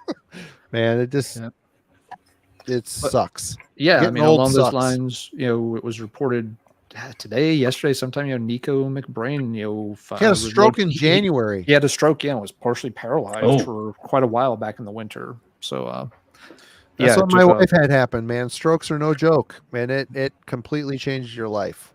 Yep, completely. So, I mean, they took pretty intensive physical therapy. He obviously, got functionality back on his right side before they were playing live again, but. Yeah, those kind of things are going to be happening to some of these folks, unfortunately, for some of these more veteran legacy kind of acts. The old Ozzy, of course, just pulled out of the Power Trip tour or whatever Ozzy was on. He's not on it anymore. Mm-hmm. Yep. Mm-hmm. Sucks. We're back man. Into the sad coffee part of the night. Well, shit, that's it. We made it through, and as always, Melanie and Simon, it's always a pleasure to have you folks on. It's great. We love having you part of the Heavy Metallurgy family. It's always fun to compare notes. Sometimes cheat off each other's papers a little bit. Apparently. Yep, apparently. I knew we'd be stepping on each other's toes a little bit, and it's going to happen when you've only got half a year's of albums to choose from. Yeah, and there's so much crap out that happens. I mean, let's face it, there's too many damn bands, which is fine. That's the internet culture. That's the way of it is, and thankfully, folks like Melanie and Simon are still leading the charge with their channels, really keeping their ear to the ground and getting all you folks turned on to new stuff. We're trying to do that here too, but I'm just not as connected as I used to be. And that's the way it is. I pick up what I can get. We do get promos here to help with the reviewing, and not as many labels as we'd like to be connected with, but working on it. We're working on it. We're working on it and building it up. And once we start getting higher sub counts, I'm sure the other labels we're looking to get supplied with will come around. But yeah, that's it. Yeah, Fraser, we might talk about that another time if there's like most disappointing albums of the year or something. But I think we'll save that maybe for another evening. Simon's ready apparently, so maybe we have Show it again. You took the time to make it. Let me blow you up. Let's get it proper. They dug their own grave with this. Like, there's Metallica created a website where you can put in your own words and it generates the cover. And did they really not think where this would go? It's just become a meme generator. I mean, but yeah, so of course. I didn't even know they did that. So you're you're a bigger Metallica fan than any of us at this table. Right. Yes, apparently. The website doesn't. It was one of those. I reverse engineered it. Like, I saw the memes and went, okay, there's so many, and how do they get the logo? So I just searched, going, okay, Metallica 72 seasons meme generator, and it was right there, published on Metallica.com. Okay. It actually doesn't work very well at all, though. It takes like 72 seasons for it to finally process your design. Round of applause. And if you want to hear what the Wednesday Metallurgist thought of the new Metallica record, we have a video for that too. So spend some time and go back in time and listen to, well, 3 fat dudes and 1 young skinny guy talk about the new Metallica record. But yeah, here's another one. There's a lot of albums that came out this year that we didn't make our list. I haven't. Overkill is one of those bands I'm so far behind on that I haven't heard that. But yeah, a lot of folks have been very hyped on the new Overkill. So the new Lamp of Murmur, that thing. Yeah. I did the editing for Ben's review, and I heard the whole album. It's killer. I'm like, I'm gonna buy the vinyl, and I missed out. I can't find it anywhere. Good luck. Yeah. We mentioned I'd make much money. Torture Wreck. That one a lot of folks That's a good one enjoy. too. Yeah. I haven't checked it out, so I couldn't mention it tonight. But yeah, there's other good albums out there this year too. It's as usual. Yes, if you dig, like you said earlier tonight, Marty, if folks dig around, pay attention, check out some recommendations. There's always some good albums every year to check out. You just sometimes got to put in a little work, check out some reviews, and see what's out there.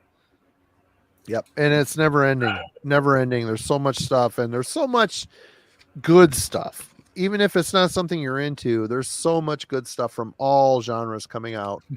It's crazy. Yeah, Lamp of Murmur, the new album, it sounds just like, at the Heart of Winter era, Immortal riffs. It's crazy. It's really good. Is it as good as Immortal? Probably not. I mean, it's just a blind tribute, but I think it's better than the new one. It's definitely, if I had it, it probably would have edged out the new Immortal, but I don't have it. So Ryan, you need to get a hold of me, man. Here. I can't remember the damn, do this one.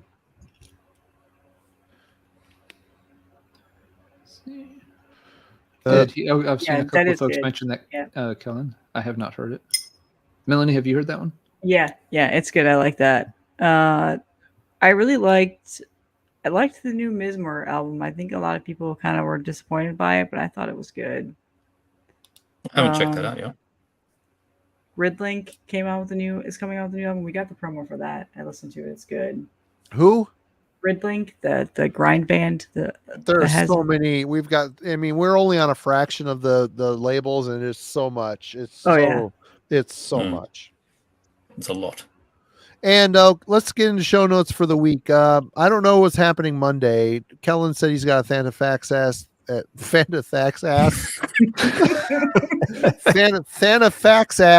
review. Spank coming. A fat ass.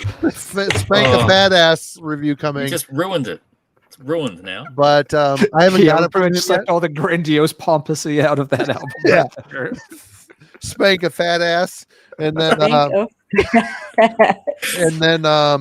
I'm, if not Monday, there will be a review up. I'm probably going to be doing the new Primal Fear record. So more power / heavy metal, which no one will watch. I'll be doing the new Celestial Sanctuary that comes out at the end of the month. Oh, good. Friends with Tom in the band. So that's not going to be a biased review at all, Melanie. Oh, it probably will. 11 be. out of 10. This is the 10 could go to 15, it would be 15. I don't know. We'll see. I really liked their first album. It definitely had a lot of the Gatecreeper vibes on it. So we'll see where they go. The new single that they released is good though. I do like it. So. Well, does anybody have anything else to add? Promote stuff on your channel. Any of that fun stuff. I just released a video this week that's just really fantastic. And if you just really want your blood to boil, feel free to go over there and watch that. Me too. She cheated off my paper on some of it. I did. You're the reason why I did it. He's like, you know what? I could stand to lose some subscribers right now. I've been doing too well. Yeah, no, I don't like it. That's why. So that'll be my next video. I'll talk about how I don't like that album. I just don't get why so many people like that band. I mean, they're okay. They're they're doing it. They're out there touring. People like it. I get it, but I just don't get it. I get it, but I don't get it. I liked their last album. I thought it was fun. I liked the EP that they released on Maggot Stomp. But this the demo was fun. Yeah, I did not. The demo, that's right. I did not care for this album at all. At all. What did TJ call him on Wednesday? Sanguis suck my bung. I don't know, something like that. But yeah, I got that video coming out. Band's sending him a T-shirt. No, I don't know. We'll see. I've been doing a lot of like collection updates where I'm actually putting clips of the songs in the video so people can get. But that's been tough because I've gotten nailed a couple of times here and there. Get things. And then I've been also trying to do like just write not really reviews, but like I just talk about an album that came out that people are talking about and buzzing about. And then I decided to do one that I knew was going to get me a lot of views, and I lost about 30 subscribers after I posted it this week, which is fine. I don't well really done. care. I really pissed people off in that video. Which one? The thumbs down one? Yeah. God, I didn't. We've been gaining more subs lately, which is killer. And again, no, people watch my videos and don't like death metal, and they comment and they talk about it. So they were just really upset that I don't like Megadeth. An opinion. Right on. In Sick Nick, we have not done that. It's another step, and I just haven't had time to sit down and wrap my head around it. Unless Alan's got ideas, we'll figure it out eventually. We set up a Twitter account, a Twitch account, which I don't know, man. Last time I looked, it was like 20 subscribers to that. I don't even get what Twitch is. I don't play video games. I don't care. Nah. So I was just trying to find a route in case YouTube completely crapped on us, but which they do on occasion because of all you need to take your shirt off and do 15-second TikTok videos. Do some jiggles. Or a hot tub stream. Yeah, all that. Yeah. Yep. We'll do the hot tub drunken album playlist worst disappointments of 2023 show. Oh my God! It'll be the subscribe account. Be the Thanksgiving episode. We need to do a Patreon for that. Oh Christ! We'll see if we can get Ben to agree to be on rip roaring drunk in a tub full of nothing but big foamy pink bubbles.